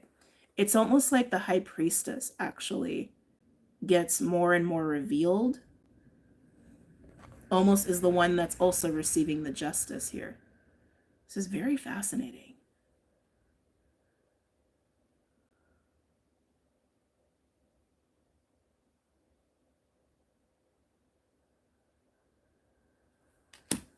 Come back to this. Again, Two of Cups implies you're dealing with another person or other people, and we knew that, but you're showing up as the Knight of Cups. Again, in your energy. It's almost, this must be for mystics. It's like you're revealing the High Priestess, or it's like you are helping the High Priestess to reach the High Priestess level. This is crazy. So curious to look at Temperance.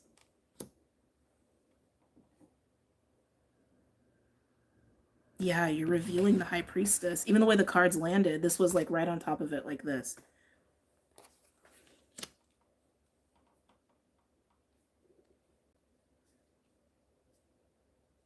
Some of you, as you invest in this relationship or this work situation, your own intuition is going to be amplified as well. But it's like, yeah. But with the Six of Wands and the Two of Cups, it's at least two people, at least. Like just engaging is elevating both. It's like you're maintaining balance. You're helping to maintain balance. You're helping to maintain order. But there's clearly like evolution happening here too. And there's healing happening here too. It's very interesting. All right, let's look at Temperance now. Tell me about Temperance for Pisces.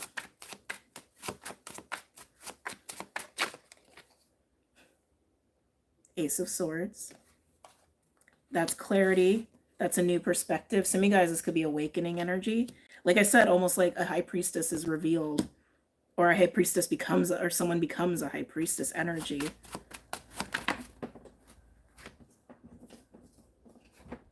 Wow. 10 of Pentacles. This is clarity of the future. Literally, this is like clarity of the future. This is clarity of your personal vision.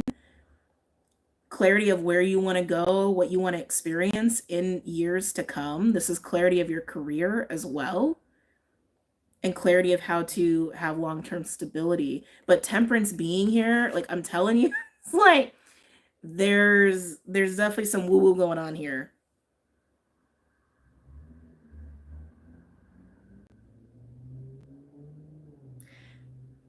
I feel like I'm looking at cards that are indicating like, yeah, levels of evolution and levels of growth and levels of healing. But it's clearly happening between two people, and it's just an interesting dance because like I can feel one like maintaining balance. And I feel the other one, it's almost like they're getting layers peeled off, is almost what that feels like. Let's get another, but it's all resulting in very, very strong clarity of the future. We literally go from the 6 of Pentacles to the 8 of Pentacles to the 10 of Pentacles. Can I get a final card for Pisces over here for Temperance? Can I get one final card? Ooh, the future. I gotta pull Kipper Lenormand cards on this. This is a reading. Yeah, I mean, look at where you end up. Clear to the future and ready to receive it. 6 to the 8 to the 10. Again, layers of progression, layers of evolution, and you're maintaining balance every step while someone's also growing spiritually and or healing spiritually, or just healing. Yeah, let's get Kipper Lenormand out here. Now that the sun's like on me, I could barely see the comments.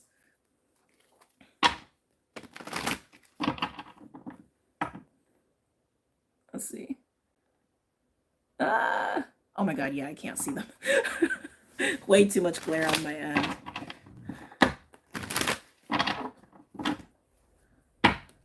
Okay, can I get just some like parting messages for this reading, please, for Pisces? Okay, so starting with the Labyrinth. Labyrinth is how it sounds, right? It's like sometimes life gets a little crazy and you get a little lost, but there's, in the image, you can see somebody is in the center. They can see everything. They know what's going on. They also have doves around them. It's like, I usually look at this as someone who's gone through it and they have clarity, almost like they've achieved some sort of level of awareness and discernment. Very High Priestess, right?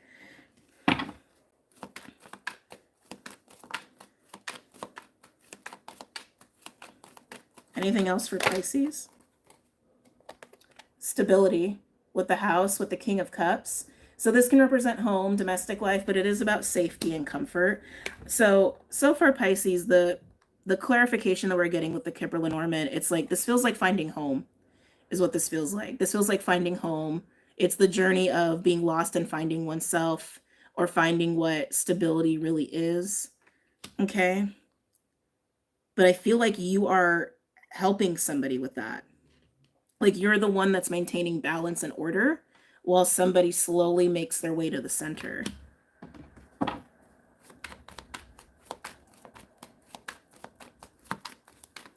Anything else for Pisces? Interesting. And now we have the book with the 10 of Pentacles, which 10 of Pentacles is also on the board. The book can indicate a few things. It can indicate knowledge. It can indicate secrets. It actually has ties to family and wealth as well. I want to say knowledge. It's like partly knowledge, but it hidden. Again, like all these like elements of like taking a layer off and then taking a layer off and then taking a layer off. Why is the book here? Why is the book here for Pisces?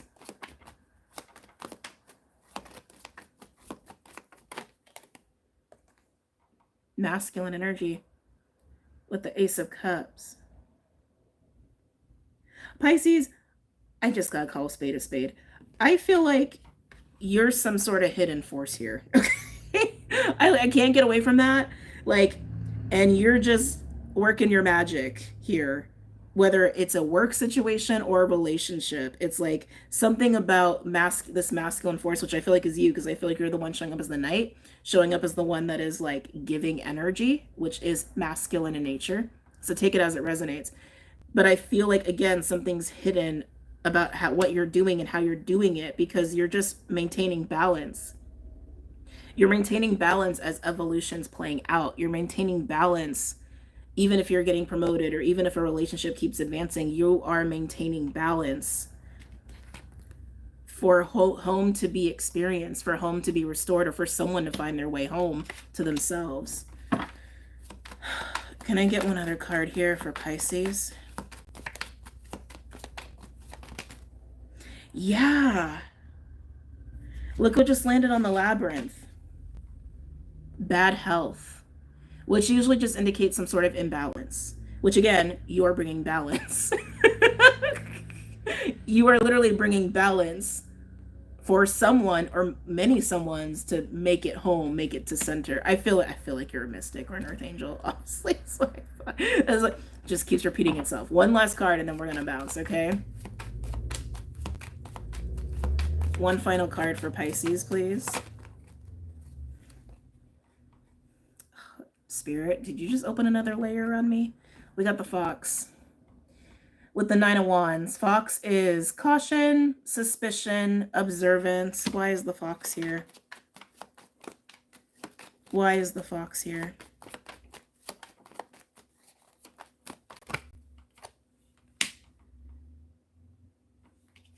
Two fives. 14 breaking down to 5, and then the tree with the 5 with the 7 of Cups. The tree can be an indication of health or ascension. Like physical health. One more for why the Fox is here.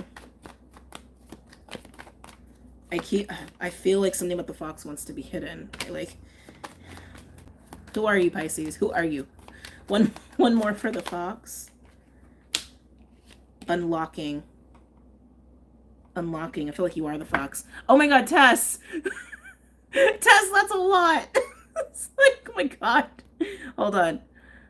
Thank you. That's like beyond generous. Thank you very much. I greatly, like, very grateful for that. Thank you.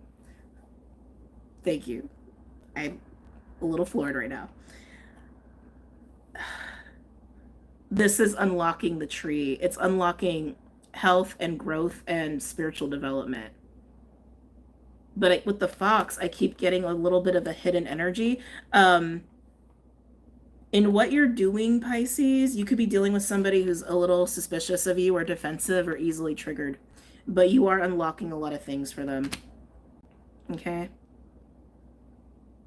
Wow. Interesting. Wow. Okay. We wrapping up. Before we get to the 4-hour mark. Wow, Pisces. Wow is all I got to say about that. I don't know if I've had a reading like that in a bit.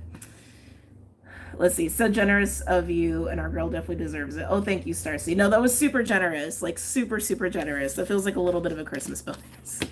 Although I don't get those, obviously. But yes, thank you. Thank you. Thank you so much.